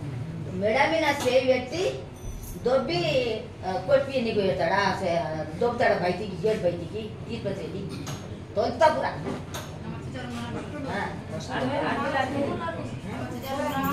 కొట్టిండు. మెడ మీద సేవ్ పెట్టి బయటికి గేట్ బయటికి దొబ్బిండు కొట్టిండు. మా ఫార్మా వద్దు, మా భూములు మాకే కావాలని 2-3 సార్లు పోయిండు మా వాళ్ళు. మా ఊరు కాళ్ళ మీద పడ్డారు కానీ ఆయన కొట్టిండు, ఆయన చంపబోయిండు, కావాలని చంపాలనుకున్నారని మీ మీద కేసు. మేమేమో కొట్టలేము, కలెక్టర్ పైన చెయ్యి కూడా వేయలేదు ఎవరు. గో బ్యాక్ కలెక్టర్ అని చెప్తున్నారు, అందరు చెప్పిండ్రు go back collector go back అని. కలెక్టర్ కి కొట్టలే మేము ఏం చేయలేం. కార్లో కూర్చున్నాడు కలెక్టర్, వెళ్ళిపోయాడు. తర్వాత కింద ఇట్లా ఉంటారు కదా ఇంకా ఎవరు కొందరు, వాళ్ళేమో సిగ్నేచర్ కోసం వచ్చిండ్రు, ఇలా ఏమేమో చెప్పిండ్రంట. ఆమె కోసం వచ్చిన మీ సిగ్నేచర్లు కావాలి అని చెప్తే మేము ఎవరినైనా దట్టలేము, ఎవరికి ఏం చంపలేము, మేము ఏ న్యాయం ఎవరికి ఏం చెయ్యలేము. మా భూములు మాకు కావాలి, ఎట్టి పరిస్థితుల్లో అయినా మా భూములు మాకు కావాలి. మేము సావడానికైనా సిద్ధంగా ఉన్నాం, కానీ మా భూములు ఎవరికి ఇవ్వం. ఎందుకంటే మేము రైతులం, మేము రైతు బిడ్డలం. మా తాత ముత్తాతల తాత వాళ్ళు సంపాదించి మాకు ఇచ్చిన భూములు అవి. మేమెందుకు విడిచిపెట్టాలి సార్ భూములు? ఇది న్యాయంలో వచ్చి మాకు కావాలి భూములు అంటే మేము ఏడుకోవాలి చెప్పండి. అందుకని మేము మా భూములు మా భూమి అయితే 10 ఎకరాలు ఉన్నాయి మేడం. మన రైతులు కాదు, రైతుల ముసుగులు వచ్చిపోయినారు. ఏ ఒక్కళ్ళు రైతు కాకుండా లేదు. అందరికీ జాయింట్ ఫ్యామిలీలు ఉన్నాయి. ఒక్కొక్కళ్ళు 10 ఎకరాలు, 3 ఎకరాలు, 4 ఎకరాలు అంటే జాయింట్ ఫ్యామిలీ. కొడుకు తీసుకెళ్తే వాళ్ళ తండ్రి పేరు మీద ఉంది, తల్లి పేరు మీద ఉంది. నమస్కారము, నా పేరు సుశీల, మా ఆర్బి తండ. నా కొడుకు జైల్లో వేసిండ్రు. మేము కొంత నుంచి మీటింగ్లకు కొడంగల్ వెళ్ళినాము, రైతు సంఘాలకు వెళ్ళినాము, ఆడ మీటింగ్లు చేసినాము, హకింపేట్ల కాడ మీటింగ్లు చేసినాము. ఎల్లమ్మ తల్లి సాక్షిగా మీటింగ్ చేసిండ్రు, ధర్నాలు చేసిండ్రు. రేపు మాకు మద్దతుగా మా నరేంద్ర అన్న వస్తే ఆయపకు ఆడ అరెస్ట్ చేసిండ్రు. మళ్ళా దుద్దెల కాడ ధర్నాలు చేసిండ్రు. అన్ని జగల ధర్నాలు చేసినాము సార్. అన్ని జాగాలో యా కలెక్టర్ ఉన్నదని మాకు తెలియదు. మేము చిన్నోళ్ళం. యా కలెక్టర్ ఇది వారి దగ్గర ఇప్పుడు దాకా యా ఎమ్మెల్యే యా కలెక్టర్ చూడలేము. ఆ యొక్క కలెక్టర్ ఉన్నదన్నట్ల యాడ పోయి మేము చూడలేము. తెలియని పిల్లలు పోయినొచ్చు, పోయిన దారి చేయలేరు, కొట్టలేరు. ఓహానంగా మేము ఇక్కడక్కడ దొబ్బేసినాం. తెలిసిన వాళ్ళు ఇక్కడక్కడ దొబ్బేసినాం సార్. మేము ఏం కొట్టలేము, చేయలేము. మా పరిస్థితి ఘోరంగా ఉన్నది. అర్ధరాత్రి వచ్చి మా పిల్లలని మమ్మల్ని లేపి పేర్లు పెట్టి పిలిచి మాకు ఇక్కడ అక్కడ దొబ్బి జరుగుండి అని దొబ్బి మాకు మా పిల్లలు చిన్న పిల్లలు, మాకు మొగోళ్ళు లేరు.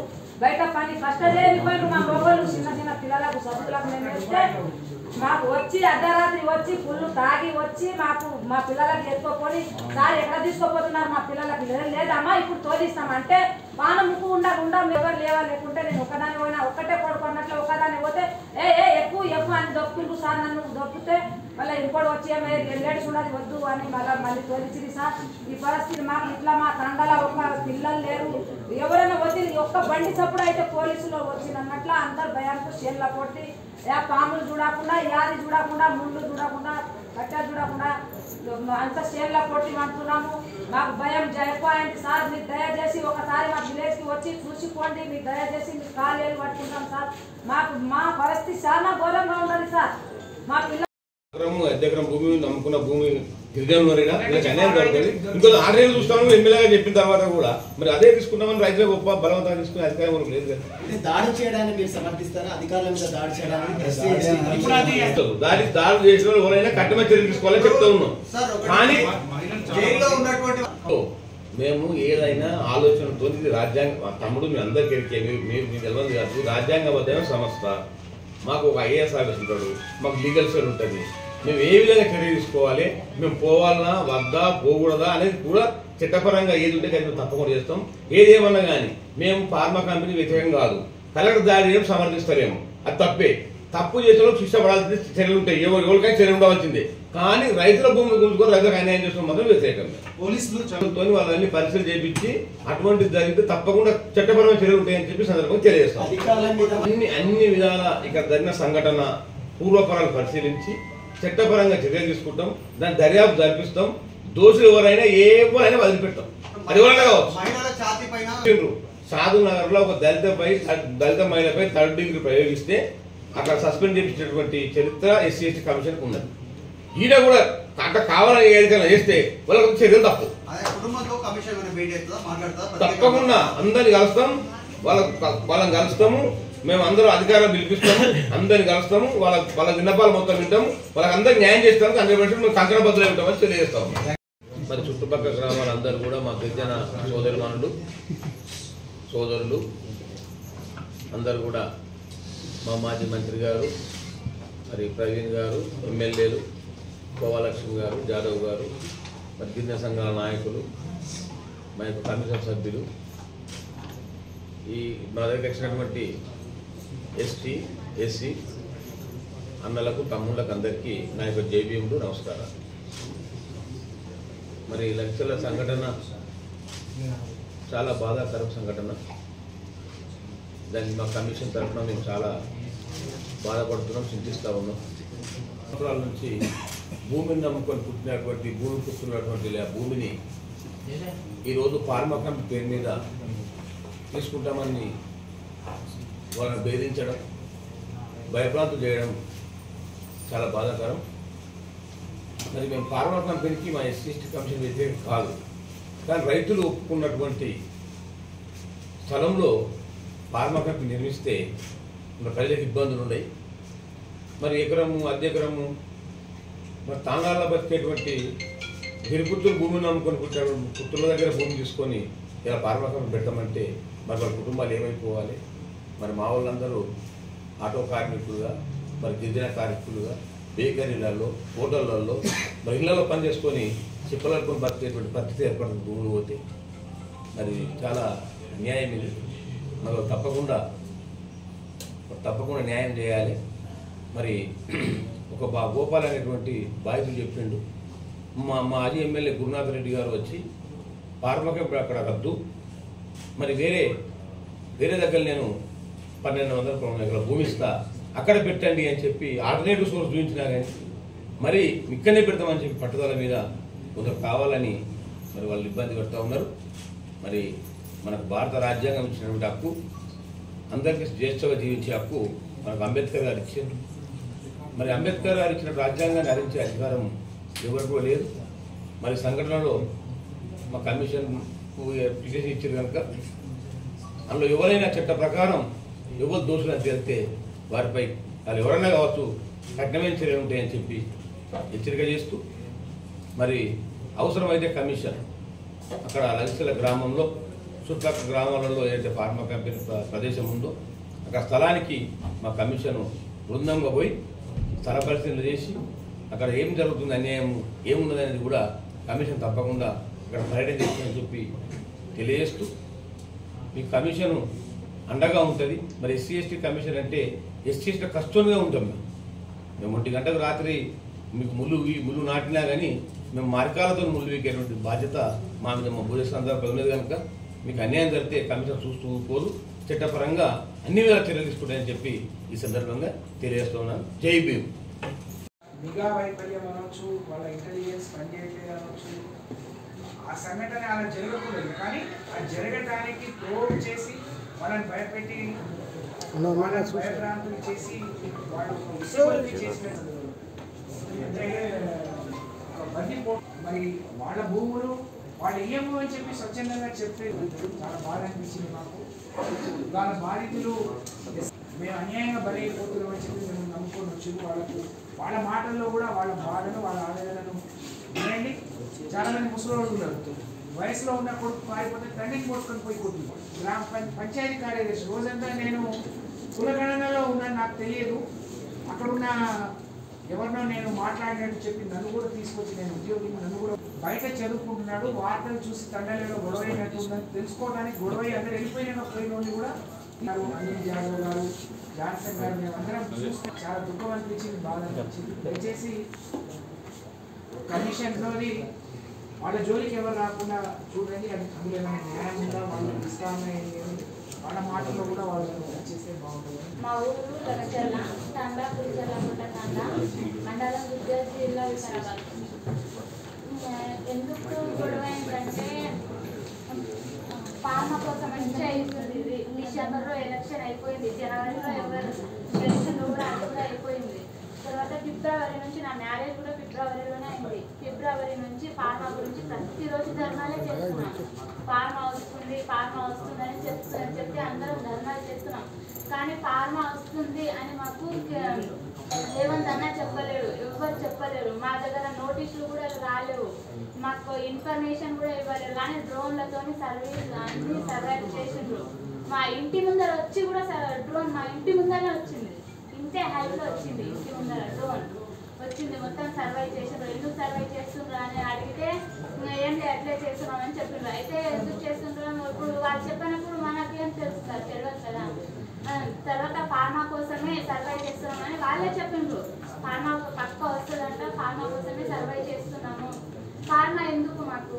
ఆ ఫార్మా అంటే అది చాలా కాలుష్యం అవుతుంది.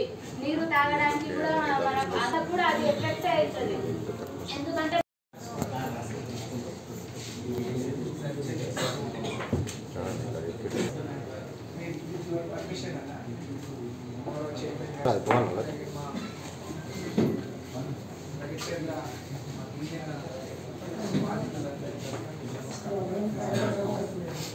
ఇప్పుడు ప్రపంచం రాష్ట్రం అంతా కూడా చూస్తా ఉన్నాం. 11వ తారీఖున జగజ్జనలో జరిగిన సంఘటన నిజంగా పూర్తిగా మేము భావిస్తుంది కానీ ఆ క్లిప్పింగ్స్ చూసినా పూర్తిగా ప్రభుత్వ వైఫల్యం లాగా కనిపిస్తూ ఉంటుంది. ఒక కలెక్టర్ కనీసం కన్వెన్ లేకుండా, అధికారులు ఎవరు కూడా ఎవరు పోవు లేకుండా అక్కడికి వెళ్ళారు. వెళ్ళే ముందు గిరిజనులను కానీ ఆ గ్రామస్తులను కానీ కూర్చోబెట్టి మాట్లాడి ఒప్పించిన దాఖలాలు. ఎప్పుడైతే మా గిరిజనుల తరఫున వాళ్ళు అనేది ఏంటి అంటే, మేము మా ఎమ్మెల్యే ముఖ్యమంత్రి ఏంటంటే మేము బాగుపడతాం అనుకున్నాం. కానీ ఒక నెల రోజులు కూడా ప్రశాంతంగా ఉండలేదు. నెల రోజుల తర్వాత మా భూములను తీసుకొని ఫార్మా కంపెనీకి పెడదామని చెప్పి రోజు ఒక వార్త వచ్చేది. రోజు మా పిల్లలు ఫోన్లలో చూసి వచ్చేది. మా నిరసన మేము ఎవరు వచ్చినా చెప్పాము. మా వరకు వచ్చి కూర్చొని మాట్లాడింది ఎవరు లేదు. అలాంటిది ఆ రోజు మరి గ్రామ సభ అని చెప్పి కబుర్ చేస్తే మేము అక్కడికి పోదలుచుకోలేదు, ఇయ్యదలుచుకోలేదు కాబట్టి పోదలుచుకోలేదు. అక్కడి నుంచి మా తండ్రికి వచ్చిన సంగతి కూడా మరి ఏం జరుగుతుందని ఎదురు చూసిన క్రమంలో కొంతమంది కలెక్టర్ అంటే కూడా తెలియదు, కొంతమంది చూసిన వాళ్ళు ఎవరైనా ఉంటే ఉండొచ్చు, అధికారులు గోగారని చెప్పి క్రమంలో పెట్టేసుకోవడం. కొడంగల్లో జరిగిన దౌర్జన్యకాండ, అత్యాచారం బాధితులందరూ కూడా ఈరోజు మన రాష్ట్ర ఎస్సీ ఎస్టీ కమిషన్ ముఖ్యంగా నేను తెలంగాణ ప్రజలకు చెప్పాలనుకున్నది ఏంటంటే, ఇక్కడ బాధితులందరూ అధికారులు కాదండి, ఇక్కడ బాధితులు పేద గిరిజన రైతులు, గిరిజన మహిళలు. వాళ్ళ బాధలు ఇక్కడ వింటుంటే కళ్ళల్లో నీళ్లు తిరుగుతూ ఉంటాయి. ఇలా వాళ్ళు చాలా క్లియర్గా గౌరవ చైర్మన్ గారికి చాలా స్పష్టంగా మీడియా సమక్షంలోనే వాళ్ళు పూసగుచ్చినట్టుగా వివరించారు వాళ్ళ మీద ఏ విధంగా దాడి జరిగింది. ఒక మహిళ అయితే తన మీద అత్యాచార ప్రయత్నం కూడా చేసిందని చెప్పేసి చెప్పడం జరిగింది. మరి SC ST prevention of atrocities 1989 act ప్రకారం రాజ్యాంగంలో జీవించే హక్కు ఆర్టికల్ 21 ప్రకారం ఇది శిక్షార్హం. తప్పకుండా మరి కమిషన్ మాకు ఈరోజు హామీ ఇవ్వడం జరిగింది ఏంటంటే, మహిళా పోలీస్ అధికారులను పిలిపించి వీళ్ళ స్టేట్మెంట్లు కూడా రికార్డ్ చేసి తప్పకుండా ఆ పోలీస్ అధికారులు ఎవరైతే ఈ అత్యాచార ప్రయత్నం చేసిండ్రో వాళ్ళ మీద SC ST prevention of atrocities act కింద తప్పకుండా కేసు బుక్ చేస్తామని చెప్పడం జరిగింది. సో దీని కమిషన్కు మేము చాలా ధన్యవాదాలు తెలుపుతున్నాం, వీళ్ళ బాధలను కూడా శ్రద్ధగా విన్నందుకు. మరి తప్పకుండా ఇది జాతీయ మహిళా కమిషన్ వైపు, అదేవిధంగా రాష్ట్రంలో కూడా ఒక మహిళా కమిషన్ ఉంది, ఆ మహిళా కమిషన్కు, అదేవిధంగా మరి జాతీయ ఎస్టీ కమిషన్ కూడా తప్పకుండా ఈ విషయాలను కూడా చెప్తాము, ఫిర్యాదు చేస్తాము. మరి ఈరోజు ఒక మహిళ రాహుల్ గాంధీ గారిని డైరెక్ట్ రమ్మంటుంది. ఏదో మణిపూర్లో ఉండే మహిళల ప్రాణాలు ఒకటి, మరి మా ప్రాణాలు ఒకటి కాదు, అందరూ కూడా ఒకటే ప్రాణాలు. అందుకొరకు వాళ్ళ ప్రాణాలకు ఎక్కువ విలువ, మా ప్రాణాలకు తక్కువ విలువ లేదు, అందరి ప్రాణాలు ఒకటే అని చెప్పి ఆ మహిళ రాహుల్ గాంధీ గారిని కూడా ఇవాళ కొడంగల్కు రమ్మని చెప్పి రిక్వెస్ట్ చేసింది. లేదంటే మీ అడ్రస్ చెప్పండి, మేమే అందరం కలిసి అక్కడికి వస్తామని చెప్పేసి కూడా చెప్పడం జరిగింది. సో అందుకొరకు మరి ఈ విషయాన్ని తెలంగాణ ప్రజలందరూ కూడా తెలపాల్సిందిగా మీడియా మిత్రులందరూ కూడా మరొకసారి రిక్వెస్ట్ చేస్తాం. గుంజుకొని అక్కడే ఫార్మాసిటీ పెట్టాలి అంటే తెలిసి తెలియని జ్యోతి మాట్లాడుతూ ఉంది. అక్కడ పొల్యూషన్ వస్తుంది, కాలుష్యం వస్తుంది, మా బిడ్డలు కూడా బతకలేరు, మేము అక్కడ నీళ్లు తాగలేమని. వాళ్లకున్న అవగాహన రేవంత్ రెడ్డికి ఉంటే బాగుండు అని చెప్పి అలాంటి అవగాహన, అలాంటి బుద్ధి ప్రసాదించమని నేను భగవంతుడిని ప్రార్థిస్తూ ఉన్నాను. అమాయకమైన గిరిజనులను దౌర్జన్యంగా వాళ్ళ భూములు గుంజుకునే ప్రయత్నం. నేను ఎమ్మెల్యే ఏమైనా చేస్తే నడుస్తుంది, నేను ముఖ్యమంత్రిని ఏమైనా చేస్తే సాగుబాటు అవుతుంది అని చెప్పి ఒక దురహంకారంతో వాళ్ళ మీద అధికారులను పంపించడం, వాళ్ళు కడుపు కాలి తిరగబడితే దాన్ని వాళ్ళ హత్యా ప్రయత్నంగా వాళ్ళ మీద 307 అనేక మరి నాన్ బెయిలబుల్ సెక్షన్స్ పెట్టి వాళ్ళకు బెయిల్ రానియకుండా అడ్డుకోవడం.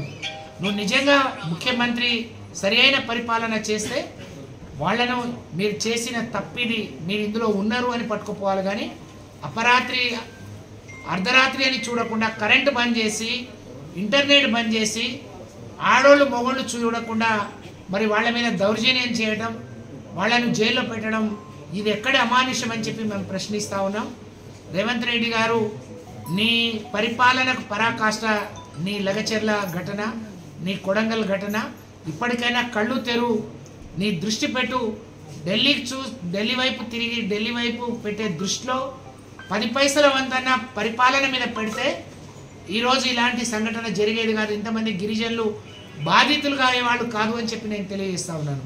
ఇప్పటికైనా కళ్ళు తెరిచి రేవంత్ రెడ్డి గారు జరిగిన తప్పును ఒప్పుకొని అక్కడ ఫార్మాసిటీ మరి ప్రయత్నాన్ని విరమించుకొని మా గిరిజనుల జోలికి రాకుండా వాళ్ళ మీద పెట్టిన కేసులు అన్నీ కూడా ఎత్తివేయాలని, వాళ్ళకు ప్రశాంతమైన జీవితం, వాళ్ళ జీవితం వాళ్ళు బతికే విధంగా వాళ్ళకు అవకాశం ఇవ్వాలని. మరి ప్రభుత్వానికి భూమి అవసరం ఉంటే ప్రభుత్వం ఫార్మా కంపెనీ పెడితే తిరుపతి రెడ్డి ఎవరు మరి ప్రజలు గమనించాలి, బుద్ధిజీవులు మేధావులు గమనించాలని నేను కోరుతా ఉన్నాను. మా మహిళా సోదరి వాళ్ళు ఆ అమాయక తల్లి చెప్పకూడని మాటలు కూడా మీడియా ముందు కమిషన్ ముందు చెప్పింది. ఆడవాళ్ళను ఏ విధంగా కొట్టిరు, ఆడవాళ్ళను ఏ విధంగా బూతులు తిట్టిరు, ఆడవాళ్లను మరి ఎక్కడెక్కడ ఏం చేసిననేది చెప్తా ఉంటే నిజంగా బాధేస్తుంది. నేను కమిషన్ను విశ్వసిస్తున్నాను, నమ్ముతా ఉన్నాను. మాకు ఆ నమ్మకం విశ్వాసం ఉంది. తప్పకుండా వాళ్ళ తరఫున ఫుల్ కమిషన్ అక్కడికి పోవాలి, వాళ్లకు నమ్మకాన్ని కల్పించాలి, వాళ్ళకు జరిగిన దాడి, వాళ్ళ మీద జరుగుతున్న దౌర్జన్యాన్ని తెలుసుకొని వాళ్ళకు న్యాయం చేయాలి, వాళ్ళకు అండగా నిలబడాలని చెప్పి మా నాయకుడు కేసీఆర్ గారి ఆదేశాల మేరకు వాళ్లకు న్యాయం జరిగే వరకు, వాళ్ళ ప్రశాంతమైన జీవితం గడిపే వరకు బీఆర్ఎస్ పార్టీ అలాగే మా గిరిజన నాయకులు, మా దళిత నాయకులందరూ కూడా వాళ్ళకు అండగా ఉంటామని చెప్పి నేను సందర్భంగా తెలియజేస్తాను. వ్యతిరేకిస్తుంది. కానీ ఇంత అనాలోచితంగా ఒక కలెక్టర్ అక్కడికి పోతే కనీసం నీ ఇంటెలిజెన్స్ ఏం పనిచేస్తుంది, నువ్వు ఎక్కడ నిద్రపోతున్నావు, నీ వైఫల్యం ఏందో, పరిపాలన గాడికి వదిలేసి నువ్వు ప్రజల మీద సామాన్యుల మీద జరిగే దాడులు కానీ హత్యలు కానీ మానభంగాలకు పట్టించుకునే నాదుడు లేడు. స్వయంగా నీ కలెక్టర్ మీద దాడి జరిగితే నీకు సిగ్గనిపించట్లేదా రేవంత్ రెడ్డి అని అడుగుతా ఉన్నాను. కలెక్టర్ మీద దాడి నీ మీద జరిగినట్టు, నువ్వు అందుబాటులో లేదు కాబట్టి ఎవరు వస్తే వాళ్ళ మీద చేశారు. కానీ ఇందులో నుంచి నీ జ్ఞానోదయం కావాలి, ఇక్కడి నుంచి నీకు ఇప్పటికైనా నీ బుద్ధి మారాలని చెప్పి నేను తెలియజేస్తా ఉన్నాను. ప్రభుత్వం వచ్చింది మాకు రేవంత్ అన్న ఏ మంచి పనులు చేయడు. ఉన్న భూములు మొత్తం తీసుకుంటుండు. భూములు ఫార్మా కంపెనీ పేరు పైన ఫార్మా వేస్తా, మా అల్లుడు కోసం బాగా బామర్దుల కోసం ఫార్మా వేస్తా అని తీసుకుంటుండే. తీసుకుంటుంటే మేము రైతు బిడ్డలం, రైతు వాళ్ళ భూములే ఎందుకు తీసుకుంటాడు రేవంత్ అన్న? ఎందుకు తీసుకుంటాడు? కొడంగల్ భూములు లేవా? భూముల కోసం సావడానికైనా సిద్ధంగా ఉన్నాం. మేము రైతు బిడ్డలం, మేము భూముల పైన బతికిన వాళ్ళం. మా భూములు ఎందుకు ఇవ్వాలి? వేరే భూముల్లో వేసుకోవాలి, వేరే దగ్గర వేసుకోవాలి. మా తాత ముత్తాత ఎప్పుడో సంపాదించిన అవి మేము ఇవ్వము. వచ్చినప్పటి నుంచి మాకు ఏడవడం తప్ప ఏం లేదు. మేము ఖర్చు కూడా తింటలేం కానీ ఏడుస్తున్నాం. టైంకి తింటలేం కానీ కళ్ళ నుంచి వాటర్లు వస్తున్నాయి. అందుకని రాహుల్ గాంధీ అన్న ఏడున్నా మా కొడంగల్ గడ్డకి రావాలి, లేకపోతే మేమన్నా పోతాం అన్న దగ్గరికి, మేమన్నా పోతాం. ఏడున్నాడు ఆ అడ్రస్ నాకు చెప్పమనండి, మేము పోతాం. లేకపోతే కొడంగల్కి రమ్మని చెప్పండి రాహుల్ గాంధీ అన్నకు. ఎందుకంటే మా సిచ్యువేషన్ ఇలాగుంది. మేము ఏడుస్తున్నాం భూముల కోసం. మేము కోరేది ఒక్క విషయం ఏంటంటే జైల్లో ఉన్న వాళ్ళందరికీ బయటికి రప్పించాలి. ఎందుకు వాళ్ళు ఎవరిని మర్డర్ చేయలేరు, ఎవరిని ఏం రేప్ కేసు చేసి చంపలేరు. మర్డర్లు చేస్తే జైలు శిక్ష పడతారు హస్బెండ్స్ అందరూ. ఏ తప్పు చేయనప్పుడు వీడియోలో కనిపించిన వాళ్ళకి ఎందుకు వేసి కొడతారు మీరు? అధికారుల మీద దాడులు ఎందుకు చేశారు మీరు? మేము అధికారుల పైన దాడి చెయ్యలేము. మాకు అది మీరు వచ్చినప్పుడు మాకు చెప్పాలి, మేము వస్తున్నాము, ఇలా మీ ఊరికి వస్తున్నాము, అందరు ఒక దగ్గర సమావేశం కాండి, మేము వస్తున్నాం, మీటింగ్ చేద్దామని చెప్పాలి. నువ్వు మా నార్మల్ డ్రెస్సుల్లో వస్తారు మీరు వచ్చినప్పుడు, ఏదో ఒక డ్రెస్ వేసుకొని మాలాగా డ్రెస్సులు వేసుకొని వచ్చినప్పుడు, లేకపోతే పోలీసులను లేకపోతే గన్ మ్యాన్స్ లేకపోతే ఎవరినన్నా ఎంట పెట్టుకొని రావాలి. డబ్బు చెప్పుడన్నా చెప్పాలి మా ఊర్లో అందరికి మేము వస్తున్నామని. మీరు ఏం చెప్పకుండా డైరెక్ట్ వచ్చి సిగ్నేచర్స్ తెలియదు. కలెక్టర్ వచ్చిన విషయం కలెక్టర్ కూడా తెలియదు.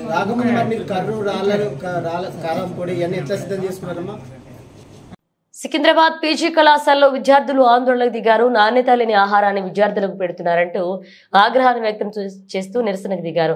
హాస్టల్లో సరైన భోజన వస్తువులు కల్పించుకుని విద్యార్థుల ప్రాణాలతో చెలగాటమాడుతున్నారని అన్నారు. ప్రిన్సిపల్ కు వ్యతిరేకంగా నినాదాలు చేశారు. వార్డెన్కి విద్యార్థుల మధ్య కాసేపు ఉద్రిక్త వాతావరణం నెలకొంది. కళాశాల భవనం ఎదుట బైఠాయించి విద్యార్థులు పెద్ద ఎత్తున నినాదాలు చేస్తున్నారు. ఘటనా స్థలికి చేరుకున్నారు బేగంపేట పోలీసులు. పరిస్థితిని సమీక్షిస్తున్నారు.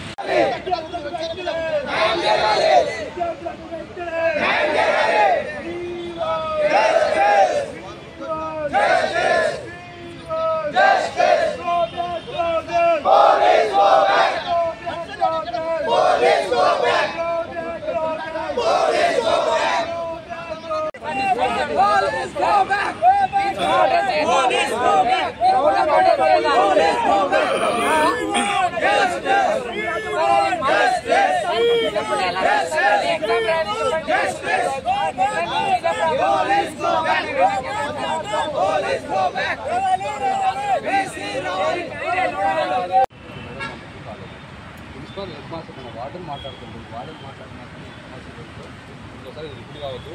తర్వాత మీకు రాగానే ఇప్పుడు జరిగింది అంటే విదిన్ మినిట్స్లో ఏదైతే డిక్షనరీ యాక్షన్ లాగా డిక్షనరీ యాక్షన్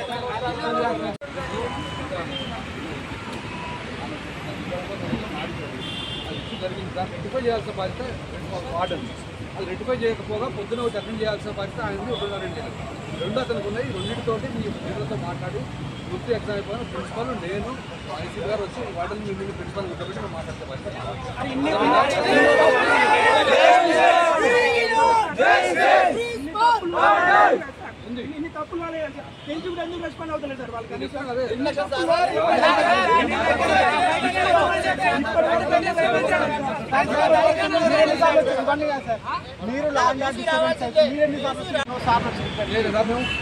సమస్య సాల్వ్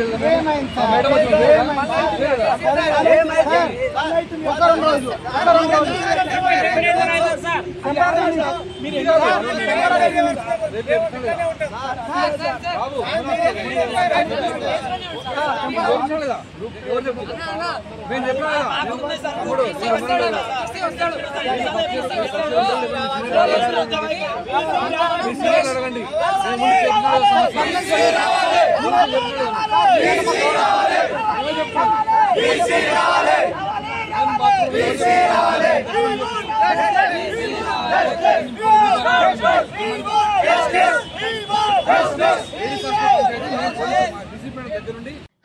కంటోన్మెంట్ సమగ్ర అభివృద్ధికి నిధులు మంజూరై అభివృద్ధి పనులు బీజేపీతోనే సాధ్యమైందని కంటోన్మెంట్ నామినేటెడ్ సభ్యుడు రామకృష్ణ తెలిపారు. ఆయన శుక్రవారం విలేకరుల సమావేశంలో మాట్లాడుతూ 300 కోట్ల నిధులు రిలీజ్ అయ్యాయని, ఇంతకు ముందు తాము బీజేపీ మంత్రుల ద్వారా ప్రయత్నం చేయడం వల్ల నిధులు మంజూరయ్యాయని ఆయన తెలిపారు. కంటోన్మెంట్ లో గత పాలకులు కాకుండా తాము భవిష్యత్ అవసరాల దృష్టిలో ఉంచుకుని అభివృద్ధి పనులు చేపడుతున్నామన్నారు. కంటోన్మెంట్ రామన్న కుంట చెరువు, బొల్లారం, పీకెట్ నుంచి డ్రైనేజీ వ్యవస్థ నేటి ఆధునిక అవసరాలకు అనుగుణంగా వాటికి మార్చి త్వరితగిన పనులు చేపడతామని ఆయన వెల్లడించారు. ప్రజలకు అవసరమైన త్రాగునీరు, విద్యుత్ దీపాలు, రోడ్లు ఆధునీకరిస్తామన్నారు. ఇంతవరకు ముందు కంటోన్మెంట్ ఉపాధ్యక్షుడిగా చేసిన వారు 500 కోట్ల బడ్జెట్ అంటే ఉలిక్కి పడేవారేనని, తమ హయాంలో ఇటువంటివి 2-3 సార్లు కేంద్ర ప్రభుత్వం నుంచి నిధులు సాధించామని, అంకిత భావంతో పనిచేస్తున్నామని రామకృష్ణ తెలిపారు. అది అరౌండ్ 323 crores ఉండే. మరి దానికి రాష్ట్ర ప్రభుత్వం ఈరోజు గత ప్రభుత్వంలో కాకుండా ఈరోజు రాష్ట్ర ప్రభుత్వం కొంచెం ప్రోయాక్టివ్గా ఈ యొక్క 2 ఎలివేటెడ్ కారిడార్స్కి పనిచేయడానికి మొదలుగా మాకు అమౌంట్ చెల్లించాల్సిన అవసరం ఉండే సెంట్రల్ గవర్నమెంట్కి. మరి మేము ఈరోజు ఈ యొక్క ప్రెస్ ద్వారా మా ప్రియతమ నేత శ్రీ నరేంద్ర మోడీ గారికి, అదేవిధంగా మన డిఫెన్స్ మినిస్టర్ రాజ్నాథ్ సింగ్ గారికి, హానరబుల్ కేంద్ర మంత్రి కిషన్ రెడ్డి గారికి, బండి సంజయ్ గారికి, అదేవిధంగా ఈటల రాజేందర్ గారికి కూడా మేము ధన్యవాదాలు తెలుపుతున్నాం. ఎందుకంటే వీళ్ళు ఒక బృందంగా ఫామ్ అయ్యి కిషన్ రెడ్డి గారి నేతృత్వంలో ప్రధానమంత్రి గారిని, అదేవిధంగా రాజ్నాథ్ సింగ్ గారిని కన్విన్స్ చేసి ఈ 320 కోట్లు భారత ప్రభుత్వం కాదు, మీరు కంటోన్మెంట్ బోర్డుకే అలాట్ చేయండి, అలాట్ చేస్తే తప్పకుండా కంటోన్మెంట్ ప్రాంతంలో అభివృద్ధి చేయొచ్చు. చాలా సుదీర్ఘ సంవత్సరాల నుంచి రాష్ట్ర ప్రభుత్వాలు పట్టించుకొని కంటోన్మెంట్ చాలా వెనుకబడి ఉందని వాళ్ళు ప్రధానమంత్రి గారిని, అదేవిధంగా రక్షణ శాఖ మంత్రి శ్రీ రాజ్నాథ్ సింగ్ గారిని, కిషన్ రెడ్డి గారి నేతృత్వంలో ఈటల రాజేందర్ గారు, బండి సంజయ్ గారు అందరూ వెళ్ళి కన్విన్స్ చేసి ఈ రోజు ఈ 300 కోట్లు కంటోన్మెంట్ కు నిధులు ఏర్పాటు చేయడం జరిగింది. మరి రాష్ట్ర ప్రభుత్వం నుంచి నిధులు డైరెక్ట్ గా అయితే భారతదేశంకు రావాలో అది నిధుల రూపంగా కాకుండా, అంటే ఆ ప్రొవిజన్ లేదు. డైరెక్ట్ స్టేట్ గవర్నమెంట్ ఆఫ్ ఇండియాకి ఇవ్వాల్సిన డబ్బులు కంటోన్మెంట్ కి ఇచ్చే ప్రొవిజన్ లేదు. కాబట్టి ఈ రోజు equal value of infrastructure development అనేది ప్రతిపాదన కేంద్ర ప్రభుత్వం తీసుకొని వచ్చింది. మరి దాన్ని కూడా మా అఫీషియల్స్ కూడా అందరూ కూడా మంచిగా ఫాలోఅప్ చేసిండ్రు.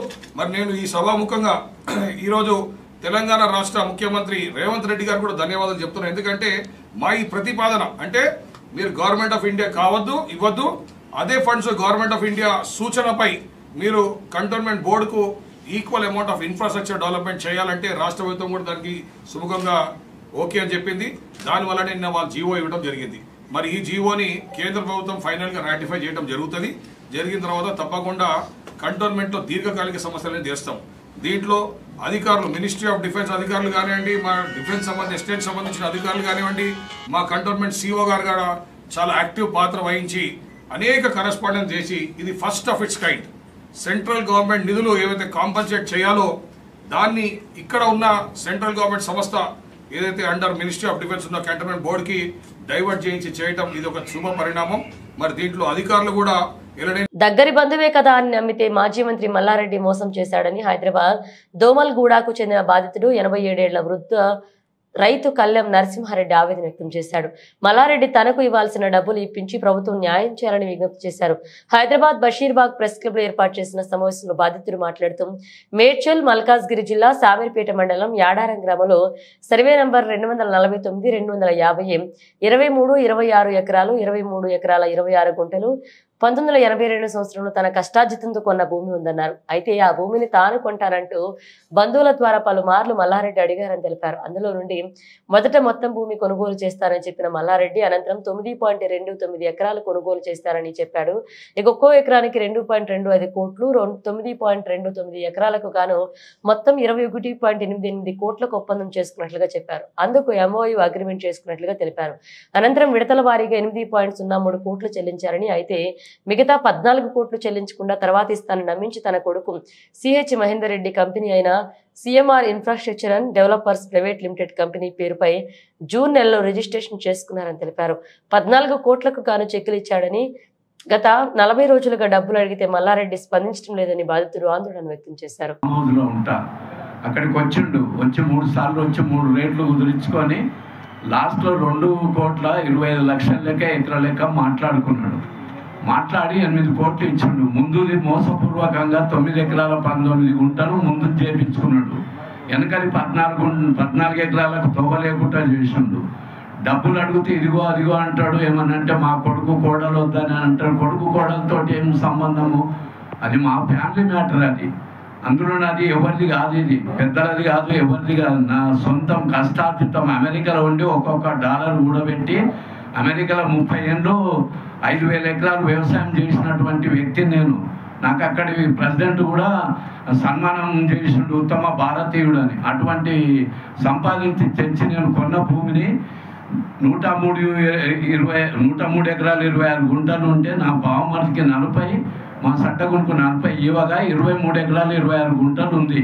అటువంటి భూమిని దగ్గర బంధువు అని నమ్మి ఇచ్చిన. నేను నయా పైసా తీసుకోకుండా 8 కోట్లు మొట్టమొదటి ఇచ్చిండు. తర్వాత 18 కోట్ల చిల్లర ఇవ్వాలి, వెనక భూమికి తవ్వలేకుండా చేసిండు. అడుగుతేనేమో అది కూడా తీసుకుంటా అన్నాడు. అది లేదు ఇది లేదు, మొదలకే మోక్షం లేదు, మోసపూర్వకంగా ఇప్పుడు నాకు 14 కోట్ల రూపాయలు ఇచ్చేది ఉంది, వెనక భూమికి తవ్వలేదు, అది తీసుకుంటా అన్నాడు. ఇలాంటి మోసాలు చేసుకుంటా ఇప్పటికే ఎంతో మందిని చిన్న చిన్న రైతులను కూడా మోసం చేసిండు. ఇప్పటికీ జరుగుతూనే ఉంది. అది వేరు విషయం. నన్ను వృద్ధుల్ని చూసుకొని ఇలా మోసం చేయడం అది సమంజసం కాదు. నేను రేవంత్ రెడ్డి గారి దగ్గరకు, సీఎం దగ్గర కూడా పోవాలనుకుంటున్నా. కాబట్టి మీడియా వాళ్ళు, ప్రభుత్వము అందరూ నాకు సహాయ సహకారాలు అందించి నాకు న్యాయం చేయగలరని ప్రార్థన. మల్లారెడ్డి గారు మీకు ఎట్లా తెలుసు అండి? మల్లారెడ్డి గారు మా కోడలు, మల్లారెడ్డి మరదలు, తమ్ముని భార్య, గోపాల్ రెడ్డి భార్య, ఇద్దరు సొంత అక్క చెల్లెండు. మీకు బంధువు అవుతాడా? మాకు బంధువు అవుతాడు. మొత్తం డబ్బు లేకుండా రిజిస్ట్రేషన్ ఎందుకు చేశారు మీరు? అదే నాకు ఇక నమ్మి చేసిన బంధువు కదా, ఇంత పెద్ద మినిస్టరు, ఈ మామూలు ఈ డబ్బును నన్నేగా కొడతాడా? అపర కోటేశ్వరుడు ఆయన. విద్యా సంస్థలకు అధినేత, సరస్వతి పుత్రుడు అనుకునే సన్యాసి అని అనుకోలేదు నేను. ఇటువంటి సన్యాసేషాలు వేస్తాడని అనుకోలేదు. కాబట్టి నమ్మి చేసిన. ఎంతోమంది రైతుల భూములు కబ్జా చేసిండు, కబ్జాల మల్లారెడ్డి అని పేరుంది ఆయనకి. అది అట్లనా మీరు? అది వాస్తవమే. అయినా నమ్మిన. ఎందుకంటే బంధువు కదా, నన్ను మోసం చేస్తాడా అనే ఉద్దేశంతో నమ్మి ఇస్తే అది ప్రజలకు చేసినట్టే నాకు చేసిండు చివరకు. మీకు తెలుసా ఆయన కబ్జాలు చేస్తుండు, రైతులది భూములు కూడా కాజేసిండు? బాగా తెలిసి కూడా మోసపోయిన నేను.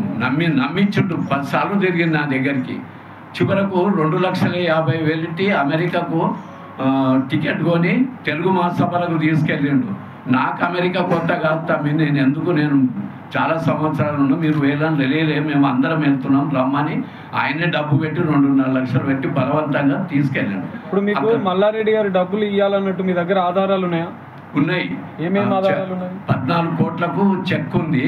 ఆ చెక్ ఇంట్లో మర్చొచ్చిన, ఇక్కడ డిస్ప్లే చేద్దాం అనుకున్నాం. మీడియాకి ఇస్తారా? మీడియాకి ఇస్తా, నేను మీడియాకి ఇస్తా. బౌన్స్ అయింది. ఇప్పుడేమో ఇది ఎగగొట్టగా ఇప్పుడు ఏం చేస్తుండ్రు, కొత్త నాటకం కొడుకుతో కోర్టులో కేసు వేయించుండు. నిన్న లాయర్ తోటి, హనుమంతరావు తోటి నాకు నోటీస్ పంపిండు. ఎందుకంటే కోర్టులో వేస్తే అది ఎక్కడనో ఎప్పటికో కదా, అది తేలదు.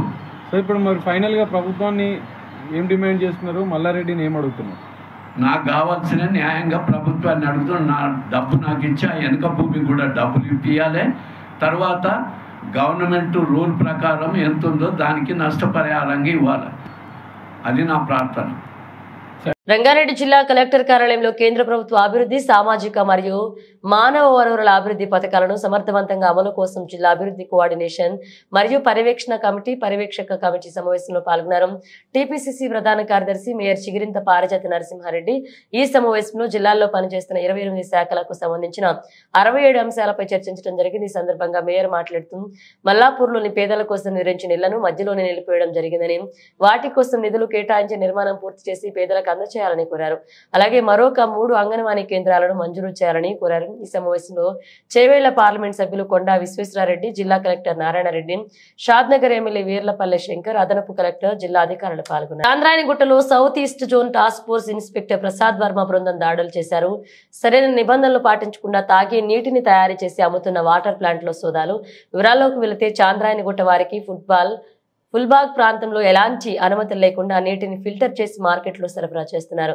సమాచారం అందుకున్న south east zone task force బృందం తనిఖీలు నిర్వహించారు. ఈ తనిఖీల్లో నీటిని సరైన పద్ధతిలో ఫిల్టర్ చేయడం లేదని గుర్తించారు. వెంటనే జీహెచ్ఎంసీ రెవెన్యూ అధికారులకు సమాచారం అందించారు. ఘటనా స్థలానికి చేరుకున్న అధికారులు ML 6528 నీటి బాటిల్స్ ని స్వాధీనం చేసుకున్న జీహెచ్ఎంసీ అధికారులు వాటర్ ప్లాంట్ ఓనర్ పై జీహెచ్ఎంసీ అధికారులు కేసు నమోదు చేశారు. రెవెన్యూ అధికారులు నీటి కోసం ఏర్పాటు చేసిన బోరుని సీజ్ చేశారు.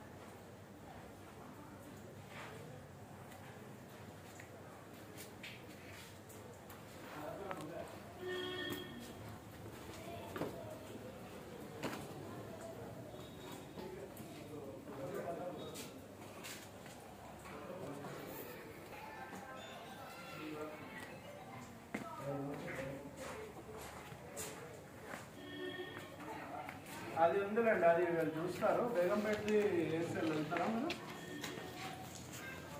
లేదు మేడం, నేను ఆల్రెడీ నైట్ డ్యూటీ అయింది మేడం నాది. ఓకే బండి కానీ గాడి అదే లేబర్ లైసెన్స్ మేడం, నేను దయచేసి ఏమన్నా మేడం ఇక్కడ ఇది మన ఫుల్ బాత్లో వాటర్ ప్లాంట్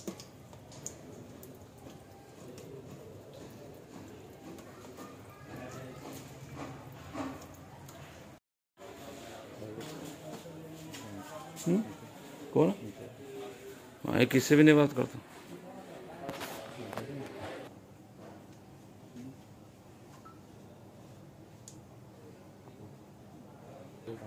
छोड़ के चल रहा होता किराया कर जाता मैंने माइक इसको ड्रामा चाहिए पुराना अपन स्कूल पे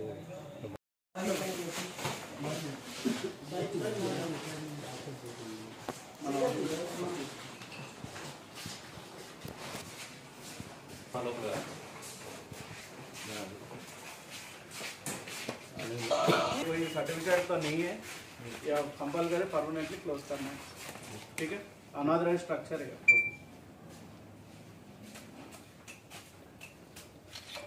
सर कौन सा पानी था इनके पास? ब्रिस्लरी अनऑथराइज्ड लोकेशन में बिजनेस हो रहा है उनका, जो उनका कोई भी लाइसेंस नहीं है, कुछ भी नहीं है।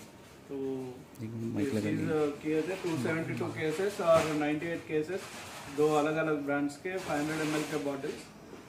టాస్క్ ఫోర్స్ బృందం మరియు బహదూర్పురా పోలీస్ బృందం బహదూర్పురా పరిధిలో కిషాన్ బాగ్ లోని ఒక ఇంటిపై దాడి చేసింది. అక్కడ అధిక మొత్తంలో అల్లం వెల్లుల్లి పేస్ట్ స్వాధీనం చేసుకున్నారు.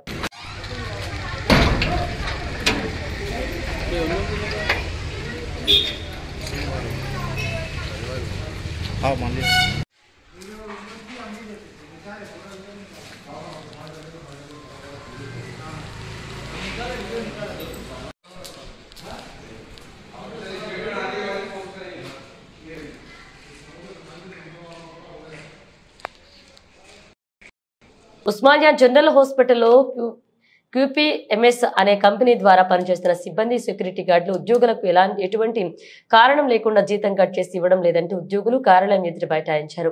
ఈ నెల జీతం సక్రమంగా బదిలీ కాలేదని ఉదయం షిఫ్ట్ కార్మికులు కార్యాలయం ముందు నిలబడి ఉన్నారు. అయితే ఉదయం సమయానికి ఇన్ఛార్జి హాజరు కాలేదు. ఇన్ఛార్జి సమయం ఉదయం 9 గంటల 3 షిఫ్ట్లు ఉన్నాయి. ఉస్మానియా ఆసుపత్రిలో ఉదయం, మధ్యాహ్నం మరియు సాయంత్రం షిఫ్ట్లు.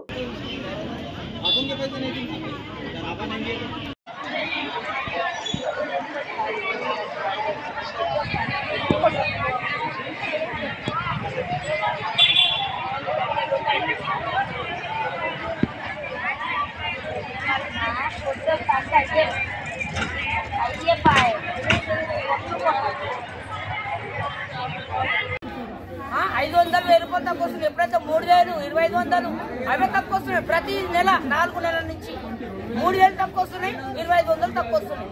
ఫ్రెండ్స్ ఉన్నప్పుడు ఇంతవరకు కాలేదు. ఇది 4 నెలల నుంచి ఇదే జరుగుతుంది. 8000 ఏమి శబ్దం పడుతుంది.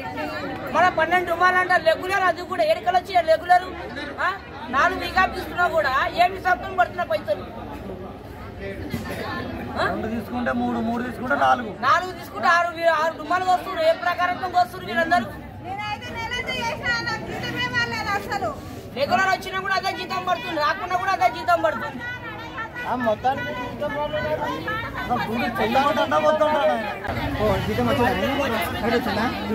సైడ్ నీకు చాయ్ పైసలు వస్తాయి అలా ఇల్లు కూడా లోపల వెళ్ళలేదారు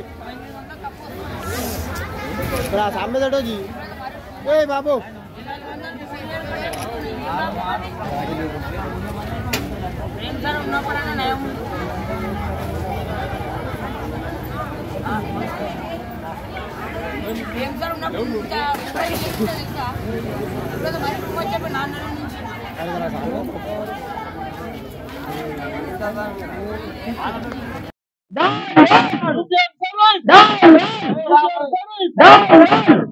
అధికారుల మండి వైఖరి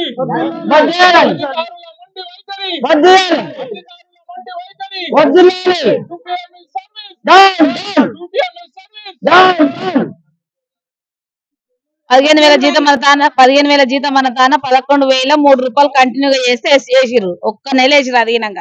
దాని తర్వాత 7,000 8,000 5,000 లాస్ట్కి వస్తే ఈ నెల 3,000 4,000. మా ఇళ్ళ కిరాయి ఇళ్ళ తాళాలు పడ్డాయి. మా పిల్లలకు ఫీజులు కట్టలేక స్కూళ్ళకే వెళ్ళగొడుతురు. మా ఇళ్ళ బాగలేదు, పరిస్థితి ఏం బాగలేదు. ఇళ్ళ పిల్లలు డెలివరీ అయి ఉన్నారు, చదువుకుంటురు, ఇళ్ళ కిరాయిలు ఉన్నాయి, అన్ని ఉన్నాయి.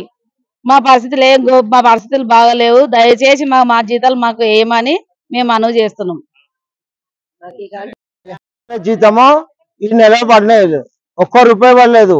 డ్యూటీ చేయిస్తే మళ్ళా కొన్ని రోజులు ఆపేసి మళ్ళా ఏం చేసిండు, అసలు సార్ చేశానే ఉన్నా, మళ్ళీ డ్యూటీ చేశానే ఉన్నా. ప్రెసిడెంట్లు పడ్డాయి, అన్ని పడ్డాక ప్రెసిడెంట్ పడ్డ తర్వాత అసలు సార్ ఇలా పడి సూపర్వైజర్ అటెండెన్స్ చేయకపోతుంటే ఈయన ఎంత తీసుకుంటున్నాం మళ్ళా ఎలవటేసాయి అని భుజం మట్టి ఎలవటేసాడు సార్. ఎలవటేసిన తర్వాత నేను పిలిచేదాకా రావద్దు అన్నాడు. ఆయన మొండిగా వచ్చాను సార్. నేను మొండిగా వస్తే కూడా అటెండెన్స్ వేయలేదు సార్. అన్ని ఆబ్సెంట్ చూస్తున్నాను. ఆబ్సెంట్ చేస్తే మళ్ళీ నాకు చిన్న పిల్లలు ఉన్నారు, అన్నదమ్ములు లేరు, అమ్మ లేరు, ఆయన లేరు. నేను ఎట్లా బతకాలి? ఆయన దిక్కలి ఎలా పడితే బ్లీచింగ్ పౌడర్ తాగితే చచ్చిపోయేటోనే బతికినా సార్. నేను ఒక్కరిని సంపాదించాలి, అందరు 3 పిల్లల్ని నడపాలి సార్. నాకు ఎవరు దిక్కు లేరు. నేను ఏం చేయాలి సార్? ఇప్పుడు ఎక్కడ పోవాలి? ఇప్పుడు ఫీజులు ఏం కట్టాలి? ఇంట్లో రేషన్ ఏం పంపించాలి? ఏం తినాలి? ఏం చేయాలి? అందరికి కొన్ని జీతాలు పడ్డాయి. నాకు అసలు మొత్తానికి వాళ్ళు జీతం ఎప్పుడు తక్కువనే పడుతుంది సార్. ప్రతి నెల తక్కువ పడుతున్నాయి. నేను ఏం చేయాలి చెప్పు? 25 days చేసిన నేను. ఒక హాఫ్ ఉంది సార్. నాకు సార్కు జీతం గురించి అడిగితేనే నాకు జీతం రాలేదని చెప్తుంటే పట్టించుకుంటలేడు, ఏం చేస్తలేడు సార్. అసలు ఎన్నిసార్లు లేట్ వచ్చినప్పుడు ఏమో లేట్ వస్తున్నావు అనేసి నిలబెడుతున్నాడు. జీతం గురించి అడిగితేనేమో గట్టిగా అడిగిన వాళ్ళకి డ్యూటీలకించి తీసి పడేయాలనేసి చెప్తున్నారు సార్. ఇట్లా అయితే మేము ఎట్లా ఏం చేయాలి? ఇంటికాడ ఏం చెప్పాలి? ఏం సమాధానం చెప్పాలి సార్? మేము డ్యూటీకి అనేసి వస్తాం, ఇంటికాడ ఉండి జీతం రాలేదు, ఎక్కడ పోయింది నెల జీతం మొత్తం ఎక్కడ పోతుంది, అట్లెట్లే వేయాలి అనేసి ఇంటికాడ అడుగుతారు. ఇంటికాడ అడిగిన వాళ్ళకి ఏ సమాధానం చెప్పాలి? డ్యూటీకి వచ్చినామని చెప్పాలా? డ్యూటీకి నుంచి నన్ను తిరగడానికి వెళ్ళినామని చెప్పాలా సార్? అసలు ఇట్లా వేసి ఎట్లా ఏం చేసుకోవాలి? ఏముంటాయి? ఒకరొకరు ఉన్న వాళ్ళకి ఎంత ఇబ్బంది అవుతుంటుంది సార్. ఆ ఇంటికి అది చేసుకోవాలని పిల్లలు ఉంటారు, చదువుకునే వాళ్ళు ఉంటారు. డ్యూటీల గురించి ఎంత బాధపడుకుంటే ఇక్కడ వస్తుంటాం, కష్టాల గురించి కష్టాలు చేయించుకుంటారు. డబ్బు కరెక్ట్ టైమింగ్ రావాలనేసి చెప్పిన వాళ్ళు కరెక్ట్ జీతాలు కూడా వేయాలి సార్. కరెక్ట్ జీతాలు వేసి మాట్లాడాలి. ప్రతి ఒక్కరికి కూడా జీతాలు వేసి మాట్లాడిన తర్వాత టైమింగ్ గురించి చెప్పాలి. టైమింగ్ గురించి అప్పుడు లేట్ అయినప్పుడు అప్పుడు చెప్పాలి, మీరు లేట్ వచ్చేసారు, మేము పైసలు తక్కువ వేస్తున్నాం అనేసి. నువ్వు జీతాలే తక్కువ వేసుకుంటా, పైసలు తక్కువ ఇస్తే నువ్వు కరెక్ట్ డ్యూటీకి రావాలంటే ఎట్లా వస్తారు సార్ వాళ్ళు వచ్చేవాళ్ళు? 7,000 వచ్చినాయి పోయిన నెల. ఈ నెల 8,000 వచ్చినాయి. మరి నేను ఎవరు చెప్పుకోవాలి? 7,000 కిరాయి కట్టాలి, నాకు ఎక్కడికైనా వస్తాయి, నేను ఎవరు చెప్పుకోవాలి? డుమ్మల్లో అల్లా పంచ్ అంటారు, పంచు మంచిగా ఉండేది, మంచిగా కొడతారు, అది వస్తుంది రాదు, అటెండెన్స్ చూసి అంటాడేమో అటెండెన్స్ కాదంటాడు. ప్రతి నెల ఇట్లా చేస్తాం, చేసేవాళ్ళం. ఈ నెల నుంచి చేస్తున్నాం, ఎప్పుడు జీతం తక్కువ కాలేదు. ఎట్లా వస్తుంది? 4-5 నెలల నుంచి చేసిన నేను 4 ఆపులు తీసుకున్నా, నాకు అసలు జీతమే పడలేదు. మరి ఎవరు అడగాల? మేము కొంతమందికి అందరికి ఏమో తక్కువ వేసిండు. ఇట్లా నెలకు తక్కువ వేస్తే మా కడుపు చెప్పు. ఇట్లా దేవుడా కిరాయిలు కుండుకుంటా, కిరాయిలు కుండుకుంటా, మేము ఫీజులు కట్టుకుంటా, ఎట్లా బతకాలి మేము? మా కడుపులో మీద పెడితే నెలకు 4 నెలల నుంచి ఇట్లా చేస్తున్నాం మొత్తము. ఎవరైతే నాకైతే మొత్తమే జీతమే పడలేదు. మరి నేను ఏమై అడగాలి? నేనంత కష్టం చేసిన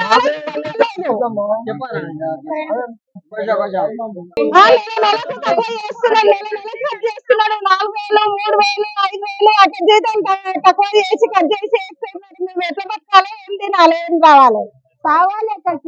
మొత్తానికి జీతమే పడలేదు. నాకైతే నేనంతా చేసిన జీతమే పడలేదు. మరి అడుగుతానేమో మాకు తెలియదు,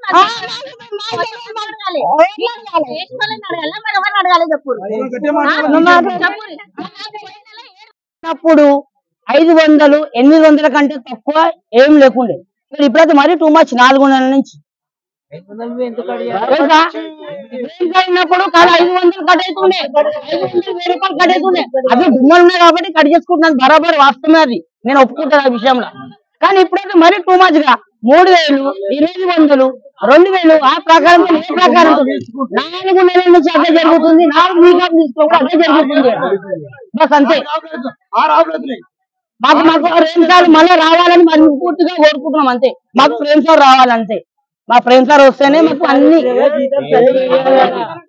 మాకు ఎవరు వచ్చినా మాకు జీతాలు బరాబర్ రావాలి అదే ఇచ్చేదే 11,000 దానిలో కూడా రంగారెడ్డి పుష్పాల్గూడలో భారీ అగ్ని ప్రమాదం జరిగింది. గోల్డెన్ ఓరియల్ అపార్ట్మెంట్ లో ఆ ప్లాట్ లో చెలరేగిన మంటలు ఒక్కసారిగా పేలిన గ్యాస్ సిలిండర్ సంఘటన మంటలను చూసి బయటకు పరుగులు తీశారు అపార్ట్మెంట్ వాసులు. బయటకు వచ్చి ప్రాణాలు దక్కించుకున్నారు 5 మంది కుటుంబ సభ్యులు. పూర్తిగా దగ్ధమైంది ఫ్లాట్. దాచుకున్న డబ్బులు బట్టలు విలువైన సామాగ్రి మొత్తం కాలిపోయాయి.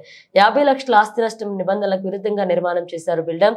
ఫైర్ ఇంజిన్ పోవడానికి దారి లేక గంటల పాటు శ్రమించారు అగ్నిమాపక సిబ్బంది. ఇక సమయానికి ఫైర్ ఇంజిన్ వచ్చినా లోనికి పోవడానికి దారి లేక చేతులెత్తేశారు సిబ్బంది. 3 ఫైర్ ఇంజిన్ల సహాయంతో మంటలను ఆర్పివేశారు.